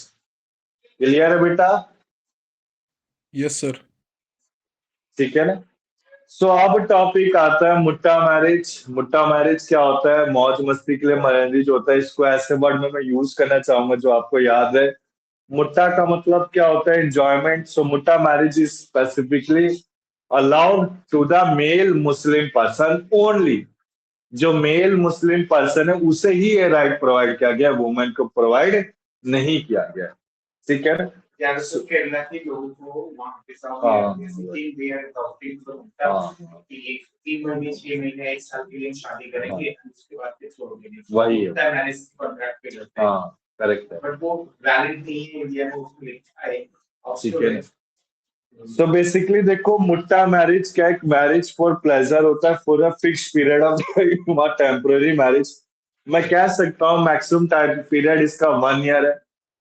3 month 6 month 8 month, जब तक उसका मन नहीं भर जाता मेल मुस्लिम का, तब तक ये मुट्टा मैरिज आपका वैलिड है। ठीक है ना? इसके बाद वॉइड है बेटा, वॉइड प्लस स्टे रहेगा, तब तक स्टे रहेगा। This type of marriage is almost absolute. Absolute कहने का मतलब है खराब है, इनवैलिड है, वॉइड है इन इंडिया में। Only certain school acknowledge it is a valid marriage. Example Afghanistan, Iraq. ठीक है ना? सो कुछ ऐसे स्कूल है। अब ये स्कूल बेटा क्या है? जैसे हनाफिज, ये सारे स्कूल है, इनमें मैं दिखा रहा हूँ school. 2 schools for Shia and 4 schools for हाँ 4 स्कूल फॉर सुन्नी बेटा, 2 school for Shia and 4 school for Sunni. So जैसे हनाफी, सफारी और मालिकी है, बेटे क्या मैं बताता हूँ, जैसे हमने हिंदू लॉ में नहीं पढ़ा था, आपके बनारस का एक स्कूल था, कोलकाता का स्कूल था, महाराष्ट्र मराठी का एक स्कूल था। सो इंडिया के जितने भी रिलीजन वाला अलग स्कूल को मेंटेन कर रहे थे, उनकी डिफरेंट लैंग्वेज थी, कस्टम थी। सो बेटा आपका इस्लाम में भी सेम यही होता है। अरबिक कंट्रीज में क्या होता है, जैसे अफगानिस्तान में हनाबली है, ठीक है ना, इराक में आपका, मैं एग्जांपल दे रहा हूँ, मालिकी में एक स्क्रीनशॉट दिखाऊं, उसमें बहुत प्यारे तरीके से दिया था, मुझसे गलती हो गई, मैं ले ही नहीं पाया उसको, ठीक है ना, मैं बिजी था किसी इंडिया में काम। कौन सा चलता है? इंडिया में तो सुन्नी वाला हनाफी चलता है बेटा, फर्स्ट। हनाफी चलता है। हाँ, हनाफी, ठीक है ना। अफगानिस्तान में हनबली, हाँ, and they covered full full, हाँ breast हाँ and हाँ, full। वो करते हैं। आइस भी नहीं दिखता है। नहीं, पर वो अब अलाउड नहीं है बेटा बट अब। अभी जो आया है ना उनका हम्म, तालिबान, उन्होंने हम्म, दे स्टार्टेड टू डूइंग, मतलब कि वही फिर से रिप्लेस किया है उन्होंने। हम्म, इराक में बनी थी। हाँ, इराक ठीक है ना। सो क्लियर है ये चीज। इसके बाद देखो आप, फिर आपका आता है टर्मिनेशन, हमने पढ़ लिया, इफेक्ट पढ़ लिया, मुट्टा मैरिज। सो मुट्टा मैरिज क्या है, कॉन्ट्रैक्ट एंड डिक्लेरेशन है रेफरेंस का, ये एक रिटर्न स्टोरी वर्ड है, कोई डिक्लेरेशन नहीं होता, सॉरी डिक्लेयर हुआ, कॉन्ट्रैक्ट नहीं होता। सो मैन कैन कॉन्ट्रैक्ट मुट्टा marriage with any number of women, he can he can he can marriage to up to 10, 20, 30 his desire, उसके अपनी इच्छा के अनुसार, ठीक है ना, अकॉर्डिंग टू हिज डिजायर। जैसे कोई किंग है, किंग ने कोई मुट्टा मैरिज किया है, काफी चलता है। इसके बाद देखो, मैन में कॉन्ट्रैक्ट अ मुट्टा with a woman professing the Mohammedan Christian Jewish religion or even with a fire worshipper. ये जो बेटा जोरास्ट्रियन है, ये जोरास्ट्रियन क्या है, कुछ आइडिया है सगुफा इसके बारे में? मैं तो मैं बताऊं। No sir, but I think वो लोग जो वर्शिप करते हैं आग से रिलेटेड, कुछ लोग जो आग को देवता मानते हैं, I think, but I am not आपके रियली यहाँ श्योर। ऐसा होता है क्या बेटा, ऐसा कुछ सर मुझे नहीं पता था मतलब? ऐसे मैरिज के बारे में। आई जस्ट न्यू कि किस दो टाइप्स के लोग होते हैं और किस तरीके की शादी होती है। This is new for me as well. ये हाँ, कोई पूरा दिक्कत नया कॉन्सेप्ट है मेरे कोई लिए। दिक्कत नहीं, कोई दिक्कत नहीं बेटा, आपके सिलेबस मैंने सीखे लिए। तो बेसिकली देखो आप, मैं बोल रहा हूँ कि जो आप पढ़ोगे ना लॉ में, काफी अच्छी अच्छी चीजें पढ़ोगे यार। इसी के लिए मैं कहता हूँ बार बार की क्लास को अटेंड करो। अगर आप क्लास छोड़ रहे हो, मैं मानता हूँ दिक्कत होती है, तो एक बार यूट्यूब में उसके लेक्चर को अच्छे से पढ़ लो, ठीक है ना। जितना पढ़ोगे उतना याद रहेंगी चीजें। सो देखो आप, मैन किसी भी मुर्दा वुमेन से कर सकता है। देखो आप, जरूरी नहीं है मैन, मैंने आपको बताया कि जूस या हिंदू किसी से करे, मोमडन से भी कर सकता है, क्रिश्चियन से, ज्यू से, रिलीजियन से। फायर वर्कशिप पर, ये फायर जो फायर को अपना वर्कशिप मानते हैं, ठीक है ना, इसके अलावा किसी और से शादी नहीं कर सकता। Shia women can not contract a मुट्टा विद नॉन मुस्लिम। मैंने आपको बता ही दिया कि वुमेन के लिए अलाउड नहीं है ये चीज। अब ये जो टाइम पीरियड होता है मुट्टा मैरिज, ये मेंशन किया गया है निकाह नामा में। इसको कहाँ पे मेंशन किया गया है? निकाह नामा में। अब मुट्टा marriage is dissolve इप्सो facto bye the expiry of the term. अब ये इप्सो फैक्टो क्या होता है? इप्सो फैक्टो कुछ आइडिया हो बेटा? इप्सो फैक्टो एक तरह से बाय द कंसर्न, एक तरह से मर्जी, ठीक है ना। इसके बाद देखो लास्ट में क्या कहता है आपसे, before the end of the term the husband may at his will put an end to the contract by making a gift to the term to his wife called Ibba Id Muddat. The wife consent is not required for such termination. ठीक है ना। So basically इसमें क्या होता है मुट्टा marriage में, ध्यान से पढ़ेंगे हम, प्रियंका, सगुफा, यश। आखिरी में क्या होता है, मैरिज को अगर मुझे कांटेक्ट करना है तो वाइफ को खुश करने के लिए कुछ देना पड़ता है। अब जैसा हम जैसे जो शादीशुदा लोग हैं, अपनी वाइफ को खुश कैसे करते हैं? गिफ्ट दे क्या, घुमा के, ठीक है ना। सो सेम मुट्टा मैरिज में भी क्या होता है, मुट्टा मैरिज में अगर मैरिज को डिसॉल्व करना है, पुट टू एंड करना है, तो एक गिफ्ट दे देते हैं, ठीक है ना। जिसे एक अरेबियन वर्ड्स में क्या बोला गया, हिब्बा ईद मुद्दत। बेटा मैं पहले ही कह रहा हूँ, इन वर्ड्स को लर्न कर लेना एग्जामिनेशन पॉइंट से। जैसे आपका टॉट आएगा इंग्लिश लॉ, उसमें तो भरे में है वर्ड, ठीक है ना। और ये आपका लीगल लैंग्वेज में भी आ सकता है। लीगल लैंग्वेज में पढ़ाऊंगा नहीं बेटा, मैं पहले ही बोल रहा हूँ, वो आपको खुद ही करना है। मैं हर हर साल मैं ऐसे ही करता हूँ, बच्चे अच्छे नंबर भी लाते हैं। बहुत बहुत ही एक वर्ड यूज कर रहा हूँ, लल्लू और इजी पेपर है, ठीक है ना। इसके बाद देखो, wife consent is not required for such termination, wife की कंसेंट इसमें रिक्वायर्ड नहीं होती, ठीक। इसके बाद देखो, जब टर्म और डॉर आपका फिक्स होता है तो कॉन्ट्रैक्ट क्या होगा, आपका वैलिड हो जाएगा। टर्म आपका फिक्स, ये बेटा अभी हम स्किप करते हैं इस पार्ट को, हम डॉर में अच्छे से क्लियर अप भी कर लेंगे, ठीक है ना। राइट ऑफ इनहेरिटेंस कब होता है, जब आपका लेगिमिटेड सन हो गया मुट्टा मैरिज में, तभी इसके पास जाएगा। मुट्टा मैरिज अगर आपका कॉन्ज्यूमेटेड है तो वाइफ एंटाइटल रहेगी, पूरा कॉन्ज्यूमेटेड मतलब सही चल रही है, ठीक है ना। तो वाइफ एंटाइटल होगी फुल डॉलर अमाउंट के लिए। अगर मैरिज इज नॉट कॉन्ज्यूमिकेटेड, यानी कि अगर मैरिज नहीं चला तो वाइफ को क्या मिलेगा, आधा डॉलर मिलेगा। सो बेटा डॉलर में सारी चीजें हैं, डॉलर में हम पढ़ेंगे, आज की क्लास डॉलर तक है आपकी, ठीक है ना। Wife cannot claim maintenance for mutta marriage under Sharia law, but can she claim under section 125 of CRPC?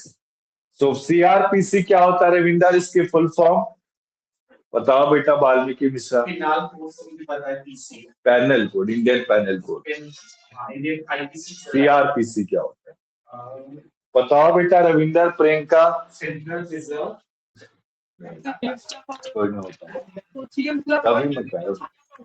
बताओ बेटा Ravinder. Criminal penal code. Criminal panel code wrong. और बताओ बेटा।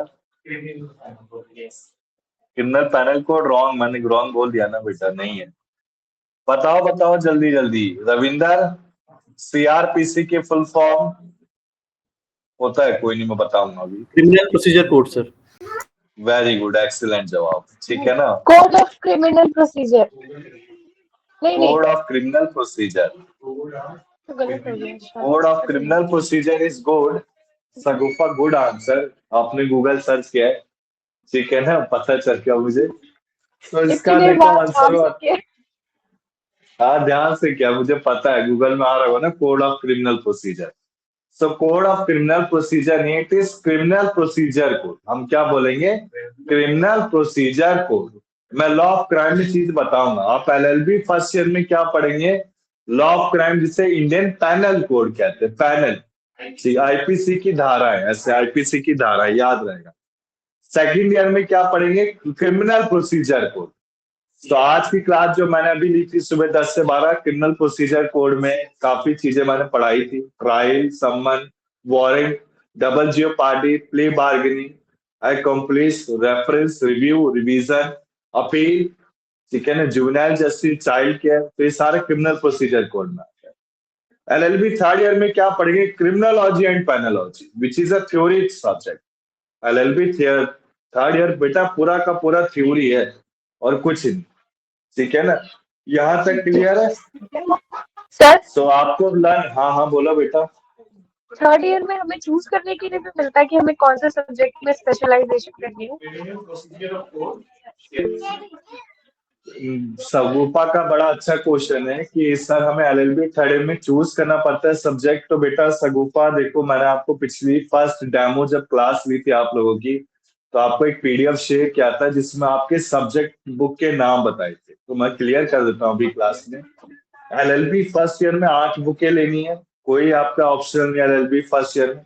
एलएलबी सेकंड ईयर में भी आपकी 8 बुकें हैं, बस ऑप्शनल कहाँ है, इंसॉल्वेंसी और टैक्सेशन लॉ में। तो मैं क्या कराता हूँ, as a tax teacher I have also, मैं टैक्स टीचर भी हूँ, तो मैं टैक्सेशन लॉ कराता हूँ।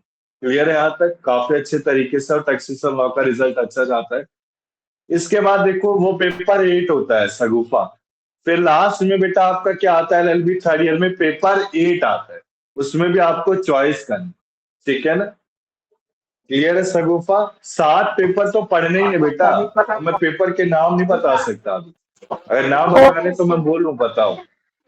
No no no, I just बोलने वांटेड टू नो कि हमें कुछ स्पेशलाइजेशन करने के लिए चूज, फिर हमें देखो ऑप्शनल बस एक सब्जेक्ट में होगा सगुफा। एलएलबी सेकंड ईयर में बेटा मैं इंसॉल्वेंसी टैक्सेशन लॉ ही, इंसॉल्वेंसी और टैक्सेशन लॉ में टैक्सेशन लॉ कराता हूँ। रविंद्र टैक्सेशन लॉ करेक्ट है, क्योंकि अभी तक सबने मुझे टैक्सेशन लॉ ही कहा कराने के लिए, मैं बेटा बच्चों की पहले परमिशन ले लेता हूँ। फिर नीतू मैडम को कहता हूँ, फिर वहां जो आपका एग्जाम होता है टैक्सेशन लॉ का ही होता है। इंसॉल्वेंसी बेटा ट्रस्ट से इंसॉल्वेंसी से रिलेट करता है, जैसे कंपनी का वाइंड अप हो गया, ठीक है ना, बैंकरप्सी, उसमें कुछ वर्ड्स आ जाते हैं। सो इंसॉल्वेंसी क्या आपके थोड़ा सा दिमाग के ऊपर से जाएगा, पल्ले नहीं पड़ेगा। टैक्सेशन लॉ में क्या डायरेक्ट टैक्स पे सब कुछ भेजे, इनकम टैक्स में 5 हेड सोर्स क्या होता है आपको पता होने चाहिए बेटा। आप एलएलबी के बाद कोई और कोर्स करोगे तो टैक्सेशन लॉ की तो अच्छी नॉलेज। मुझे काफी देवेंद्र एलएलबी थर्ड ईयर में, काफी एज है, वो 59 ईयर्स के, और सीमा जी 55 ईयर्स के, तो सबने मुझे कहा था सर टैक्सेशन लॉ ही करा, ठीक है ना। उससे पहले भी जो बैच था उसने भी टैक्सेशन लॉ का, उससे पहले भी बैच। क्लियर है बेटा। रविंदर आपको क्या करना है बेटा, इंसॉल्वेंसी की taxation law LLB second year में जब हम जाएंगे तब ऐसे मैं उस समय डिस्कस कर लूंगा आप लोगों से, बट मैं टैक्सेशन लॉ ही करा। बताओ बेटा रविंदर। Yes sir. रविंद्र क्या कराएं बेटा, इंसॉल्वेंसी की taxation law LLB second year में। Sir which one is more scoring, वो आप बताइए, वो करवाइए। Taxation law Ravinder, trust me, taxation law it is a practical subject. I know it is a practical subject, but somehow concept are related to scoring marks. जो concept आपके relate है scoring marks से, ठीक है ना। ट्रस्ट में सच में scoring. Insolvency क्या बेटा, पूरा थ्योरी है, आपके दिमाग के ऊपर से जाएगा इंसॉल्वेंसी, ठीक है ना। इंसॉल्वेंसी आप छोड़ी तो सही है, ठीक है। प्रियंका सगोफा, यस क्लियर है, क्लियर है ना। बताओ बेटा प्रियंका, वॉइस नहीं आई आपकी, एक मिनट। सर क्लियर है। क्लियर है ना। मैं एलएलबी सेकेंड ईयर में भी आप सब बच्चों को रहना है बेटा, ठीक है ना, ऐसे क्लास से जुड़े रहोगे तो सही रहेगा। सो देखो लास्ट में क्या है, और एलएलबी थर्ड ईयर में ऑप्शनल होता है बेटा आपका, वो होता है जैसे एलएलबी थर्ड ईयर में काफी चीजें पढ़ते हैं हम। मैं बोलना चाहूंगा, बस 2 मिनट की बात है। जैसे एलएलबी थर्ड ईयर में हमारा आता है, हम जो पहले करते हैं कंपनी लॉ, कंपनी लॉ के बाद एडमिनिस्ट्रेटिव लॉ मैंने कराया, एडमिनिस्ट्रेटिव लॉ के बाद हमने पढ़ा क्रिमिनोलॉजी, पेनोलॉजी मैंने करा दिया, फिर हमने लेबर लॉ पढ़ा, लेबर लॉ मैंने करा दिया, ठीक है ना। लेबर लॉ के बाद अब एनवायरमेंटल लॉ स्टार्ट हो रहा है, तो पूरा का पूरा वो थ्योरेटिकल है। बट हाँ एलएलबी सेकेंड ईयर थोड़ा डिफिकल्ट है। उसमें क्या डिफिकल्ट रहेगा, सीपीसी और सीआरपीसी। सीपीसी क्या होता है, सिविल प्रोसीजर कोड। सीपीसी क्या होता है, सिविल प्रोसीजर कोड, कि कोर्ट में मुझे कैसे अपीयर होना है। सीआरपीसी होता है criminal procedure code, accused person के साथ क्या क्या चीजें की जाती है। क्लियर है ना यहाँ पे। सो वाइफ क्लेम नहीं कर सकता मेंटेनेंस मुट्टा मैरिज के लिए, ठीक है ना। एलएलबी थर्ड ईयर की डिस्कशन बेटा मैं सेकंड ईयर में कर दूंगा, अभी क्लास को हम करते हैं मुट्टा मैरिज तक कंप्लीट करा दूंगा जो हमारा। इसके बाद इद्दत मैं कंप्लीट करा देता हूँ, अभी है हमारे पास टाइम 20 मिनट, ठीक है बेटा। इद्दत हो जाएगा ना फिर सही रहेगा। सो इद्दत क्या होता है, ध्यान से समझेंगे। इद्दत क्या होता है, ये आपका इद्दत पीरियड जो होता है अंटिल डिलीवरी, अगर डेथ और डाइवर्स। सो इद्दत क्या होता है, जैसे डेथ है तो डेथ में क्या, अगर पर्सन, किसी पर्सन की डेथ हो गई, ठीक है ना। अगर वुमेन पर्सन की डेथ, समझो पर्सन की डेथ, और नहीं मेल पर्सन की डेथ और मेल पर्सन का डाइवर्स, से थोड़ा डिफिकल्ट टॉपिक है, इसको ध्यान से समझेंगे आ जाएगा। सो बेसिकली अगर वुमेन आपकी प्रेग्नेंट है तो पीरियड ऑफ इद्दत कब तक होता है, अंटिल डिलीवरी 9 months, वो 3 मंथ्स के बाद होता है, वो 4 months and 10 days which ever is longer. अभी 10 days क्या बता, 4 महीने एंड 10 दिन विच एवर इज लॉन्गर, ठीक है। तो जैसे अगर मेरे जो पति है उसकी डेथ हो गया, मैं वुमेन, मेरे पेट में बच्चा है, समझो आप इमेजिनरी सिचुएशन है, तो वो बच्चा जब तक मेरी डिलीवरी नहीं हो जाती तब तक वो इद्दत कंप्लीट नहीं होगा। First case which ever is longer, ठीक है ना। सेकंड केस क्या होता है, 4 मंथ और 10 महीने। अब जैसे मेरे पेट में बच्चा है और वो 6 महीने का है, 5 महीने का, कुछ भी डिसाइड ही नहीं, सपोज वो 5 महीने का है, तो 5 से 9 महीने में कितना टाइम पीरियड हो गया, 4 महीने। 10 दिन किसके हो गए, मेडिकल ट्रीटमेंट के हो गए। तो उस केस में क्या होता है, जैसे 5 महीने के बाद है तो 4 से 10 दिन माना जाएगा इद्दत पीरियड। और अगर डिलीवरी क्या है तो तीन starting from the date of वो बेबी इन द वॉर्म प्रेगनेंसी के डेट से लेके टिल बेबी के बर्थ तक। It means minimum 4 months 10 days तो करना है। हाँ करना ही करना। Minimum हाँ मिनिमम क्लियर। उसके बाद maximum maximum until delivery. Let's suppose 8 months में हाँ। हो गया तो 1 महीना बचा हुआ है तो काउंट नहीं होगा, वो 4 months and 10 days तो कंटिन्यू होगा। हाँ राइट, 1 करेक्ट महीना वो नहीं होगा। करेक्ट। इसके बाद देखो बेटा आपका आता है हाँ मेंस्ट्रुएशन के 3 कोर्सेज होते हैं, ठीक है ना। डाइवर्स के बाद आता है अगर वुमेन को मेंस्ट्रुएशन साइकिल है तो पीरियड ऑफ इद्दत upon divorce is two 3 courses. जो इद्दत का टाइम पीरियड वो कब तक चलेगा? 3 कोर्सेज तक, ठीक है ना। If woman is not subject to menstruation, it is 3 lunar months। अभी 3 lunar month क्या होते हैं बेटा? कोई बताएगा मुझे? 3 lunar। सर 1 महीना इस्लामिक। हाँ बताओ बेटा इस्लामिक में सगुफा। नॉर्मल जो हमारा ईयर चलता है जनवरी फरवरी उस तरीके से नहीं होता है, वो चांद के ऊपर बेस्ड होता है कि जब एक फुल कोर्स हो जाता है उसके बाद उसके अकॉर्डिंग चलता है। तो 3 महीने जैसे नॉर्मल 3 महीने। तो जो चांद के हिसाब से देखते हैं ये फुल चांद और हाफ चांद का होता है, फिर मैं बताऊंगा बेटा आप पहले बता दो ये फुल चांद का होता है कि हाफ चांद का होता है लूनर मंथ? सर पूरे चांद का बताओ होता है। बेटा। हाँ very good excellent. So basically ये जो लूनर मंथ होता है बेटा ये मून से रिलेटेड है, ठीक है ना। अगर वुमेन ये बेटा पहले होता था शहरियत तक 1937 की बातें की जा रही है, अभी नहीं होता इतना, ठीक है ना। अभी तो वैसे भी अभी कौन ही लॉ को मानता है इतना। सो बेसिकली वुमेन को अगर मेंस्ट्रुएशन नहीं हो रही तो 3 लूनर मंथ्स तक होता था, ये पहले कही गई थी बात, ठीक है ना। 3 लूनर मंथ्स कहने का मतलब है फुल चांद। ये फुल चांद कब तक है? उसके 3 महीने तक माना जाता है पूर्णिमा की रात। और पूर्णिमा की रात कितने होती है? 1 हफ्ते के लिए होती है शायद, ठीक है ना, पूरे 1 हफ्ते के लिए होती है। जो वो है मून है वो अर्थ का रोटेशन कितने डेज में करता है? 4 nights। वो 4 दिन। 4 night 15 दिन। हाँ 15 दिन। 15 days उसके बाद अमावस्या। हाँ करेक्ट है। अमावस्या से पूर्णिमा तक धीरे-धीरे ठीक है, तो ये मैं अगर कहना चाहूँ कि 3 लूनर मंथ्स है तो अगर पूर्णिमा है तो पूर्णिमा कब तक चलेगा? 1 हफ्ते तक, 15 दिन। तो ये 15 into 3 कर देंगे 45 डेज। क्लियर है ना? सो 45 डेज तक इद्दत पीरियड होता है। इसको पढ़ लेना बेटा एग्जाम में आता है। अब ये आखिरी में 5 मिनट जब रहेगा तो मैं बताऊंगा, पेपर दिखा दूंगा। 45 that is 3 months 90 days because आपका लूनर मंथ इज 15 days। हाँ उसके बाद non lunar month is 15 days हाँ। वो कंसीडर नहीं होगा, राइट? नहीं। वो 1 महीने हो गया। फिर अगेन जब लूनर मंथ इज 15 लॉ के टर्म्स में 45 डेज है, शहरियत तक 1937, ओके ठीक है ना।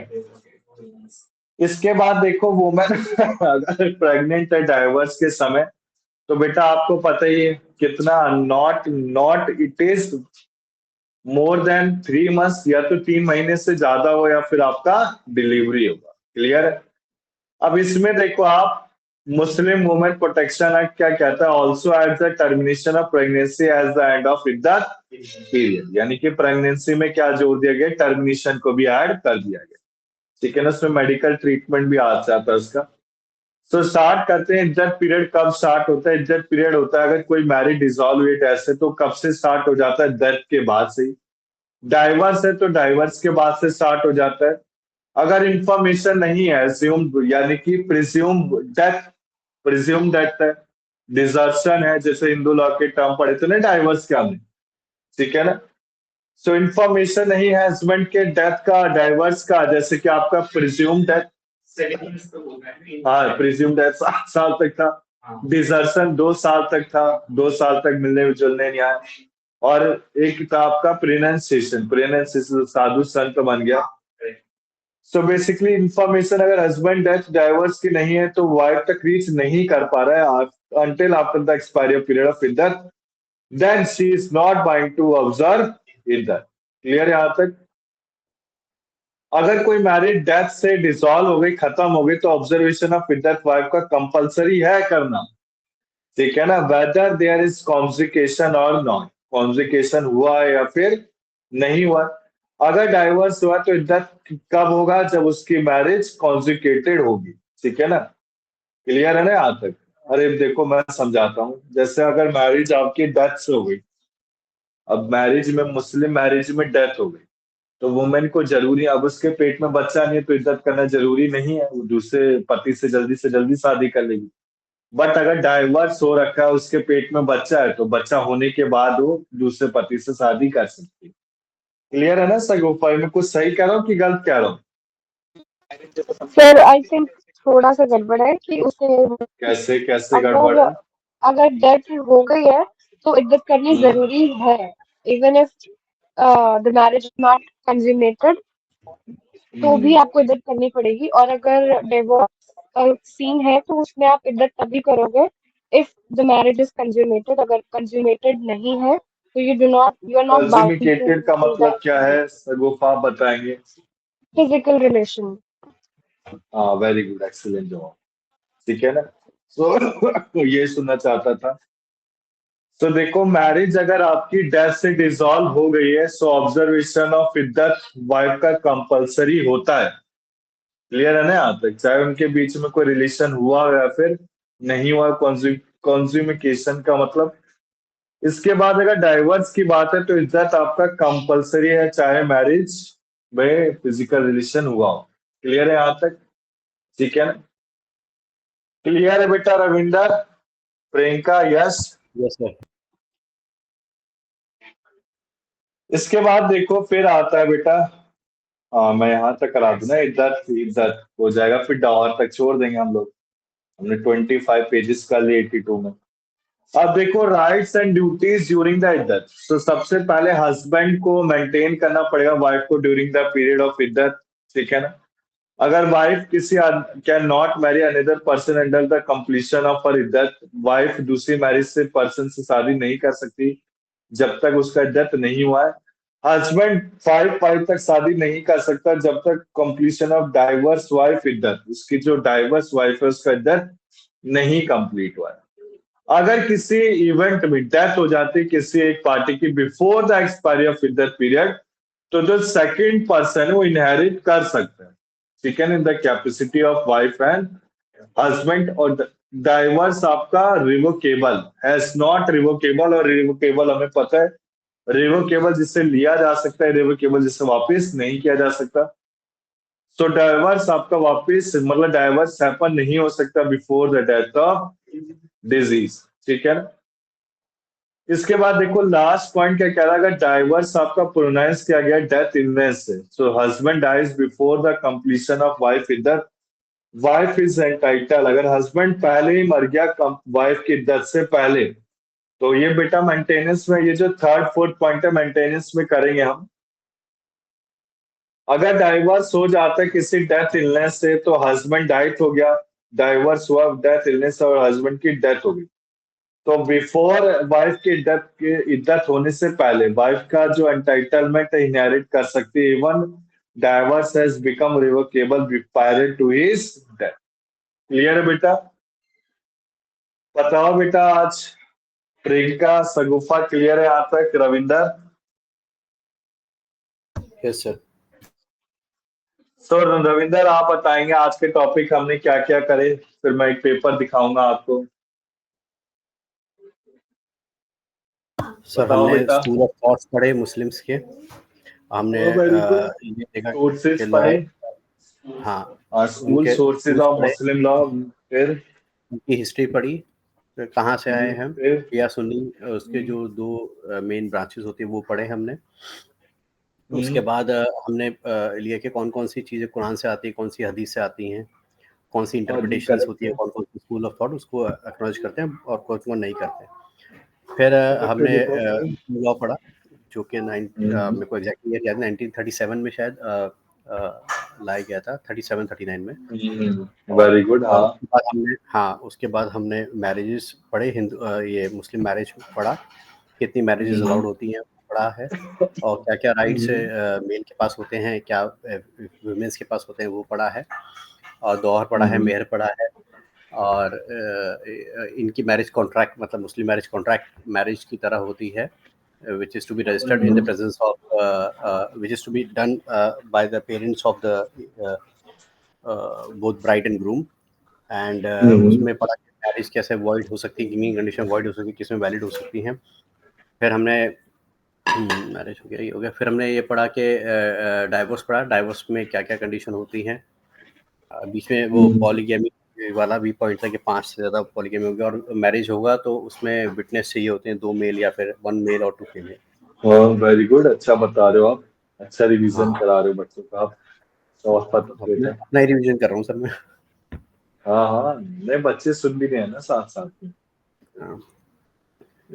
फिर मेहर पढ़ा, इसके बाद हमने इद्दत पढ़ा। हाँ हाँ, इद्दत में क्या क्या पढ़ा हमने?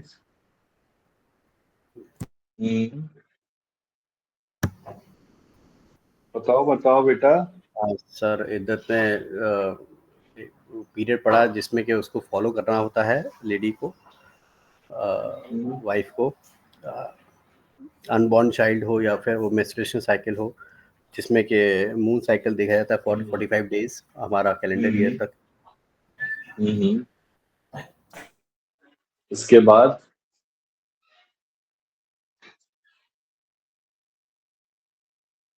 देखो आज की क्लास में जो हमने कॉन्सेप्ट ज्यादा बड़े बड़े किए, एक तो मैरिज किया, मुट्टा मैरिज किया, मुट्टा मैरिज के बाद इद्दत को कवर अप किया हमने, ठीक है ना। सो हमारा जो नेक्स्ट क्लास संडे होगी उसमें हम क्या क्या पढ़ेंगे एक बार समझ लेते हैं। हम नेक्स्ट क्लास में क्या क्या पढ़ेंगे बेटा? डॉहर पढ़ेंगे, ठीक है ना।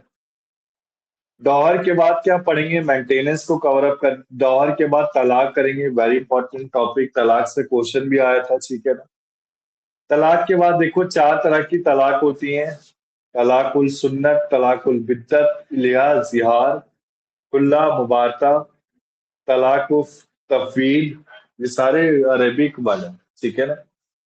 फिर जुडिशियल डिग्री होता है जो डिसोल्यूशन दिया है जिसमें ट्रिपल तलाक को बंद कर दिया गया था, ठीक है ना। तो तलाकुल बिद्दत में ट्रिपल तलाक था, 3 बार तलाक बोलेंगे तो तलाक मिल जाता है। तलाकुल बिद्दत को वॉइड माना गया और इसको हटा के क्या कर दिया गया? जुडिशियल डिग्री में ला दिया गया, ठीक है ना। तो तलाक के बाद बेटा कवर अप हम कुछ करेंगे मेंटेनेंस, ठीक है ना। मेंटेनेंस के बारे में पढ़ेंगे। मेंटेनेंस जो हिंदू लॉ में पढ़ा वो सेम का सेम टॉपिक है, ठीक है ना। इसके बाद देखो जो सेक्शन 125 और सीआरपीसी क्या था, वो सीआरपीसी यहाँ कुछ गिवन है, ठीक है ना, क्रिमिनल प्रोसीजर कोड। इसके बाद देखो आप फिर मेंटेनेंस कवर होने के बाद हम कुछ क्या कवर करेंगे? गार्डियनशिप, ठीक है ना। गार्डियनशिप इतना है नहीं। फिर बेटा बिल, बिल में 2 आते थे, तो भाई हिंदू का कॉपी पेस्ट है और कुछ नहीं। टेस्टामेंट्री मिल और इन टेस्टामेंट्री मिल। इन टेस्टामेंट्री को क्या बोलते थे? इंटरस्टेट सक्सेशन बोलते थे। फिर लास्ट का टॉपिक क्या पढ़ेंगे बेटा? वक्फ बोर्ड। वाकिफ बोर्ड क्या होता है? ये वाकिफ जो जैसे हमारे मंदिर होते हैं, ठीक है ना, वैसे मुस्लिम में वाकिफ बोर्ड होता है। वाकिफ बोर्ड में क्या क्या आता है आपके? वाकिफ बोर्ड में जैसे मैंने किसी कोई रिलीजियस एक्टिविटी करने के लिए मैंने क्या करा कि मॉस्क्यू, जैसे मॉस्क्यू बना दिया, मॉस्क्यू में लोग आए प्रेयर करके चले जाए, फ्री ऑफ सर्विस कोई पब्लिक वाटर फैसिलिटीज प्रोवाइड कर दी मुस्लिम पर्सन्स के लिए, जैसे खाना प्रोवाइड कर दिया गरीब लोगों के लिए, तो एक वाकिफ बोर्ड होता है, ठीक है ना। यहाँ तक क्लियर है? बताओ बेटा प्रियंका, सगुफा, sir. क्लियर है यहाँ तक? ठीक है ना। इसके बाद बेटा आपको ये पेपर मिला मुस्लिम लॉ का,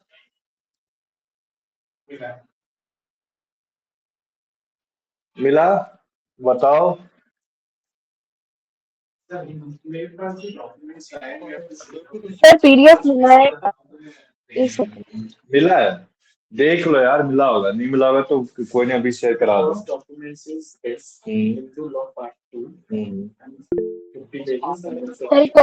पेपर का पीडीएफ नहीं मिला, सिर्फ नोट्स का पीडीएफ मिला। उसके बाद आया ना ये मर्ज हुआ बेटा कॉन्ट्रैक्ट का, ठीक है ना। कॉन्ट्रैक्ट जो आपने फर्स्ट की क्लास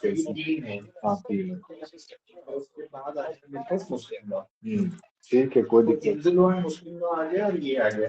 हाँ, इसके अलावा उनके कुछ नहीं, आर्बिट्रेशन कंसिलिएशन है, नहीं भेजा है।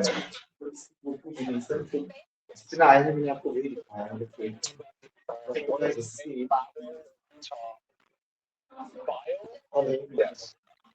चलो कोई नहीं, प्रोवाइड करो। ये आप दे देना ये हो गया। वही वाला मैं मिस कर रहा हूँ इसीलिए कोई दिक्कत नहीं, मैं प्रोवाइड मैं हाँ ठीक है ना। सो देखो आप फैमिली लॉ 2 बेसिकली आपका ये पेपर कुछ था जिसमें स्पेशल मैरिज, ठीक है ना, खुला क्या है, काइंड ऑफ डाइवर्स है, कुछ सेक्शन पूछ लिए गए थे, ठीक है ना। इसको देख सकते हो, या अभी कुछ बेटा समझ में नहीं आए तो मैं पूरा टॉपिक कवर अप करा दूंगा, तो इससे 5 मतलब 15 मिनट्स में पूरा सॉल्व करवा दूंगा सारी क्वेश्चन पेपर जितना होगा ना। इससे तलाक उल मुहस्बत क्या होता है, सर ये तो कौन सी प्रॉपर्टी एसेंशियल है, ठीक है ना। इसके बाद देखो मुट्टा वाली, पावर टू रिमूव मुट्टा वाली किसके पास है, वाकिफ बोर्ड के पास है। 83 ये थोड़ा कठिन लगेगा पेपर यार, ये बच्चों को पिछली बार कठिन लगा, बच्चों ने बोला कि सर पता नहीं क्या पेपर दे रखा था। ये सारे एग्जीक्यूटिव हो गए हाँ सब सब कुछ नहीं, कोनो लॉन्ग है कुछ, फर्स्ट ईयर में सारे सब सब सेकंड ईयर में सेकंड ईयर में भी, थर्ड ईयर में भी। हाँ ठीक है ना, बट मैं सेकंड ईयर का वाल्मीकि मिश्रा नहीं कह सकता।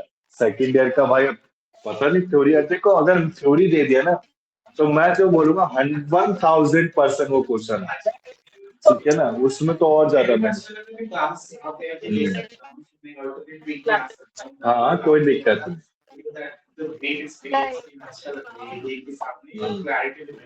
वही तो ठीक है ना।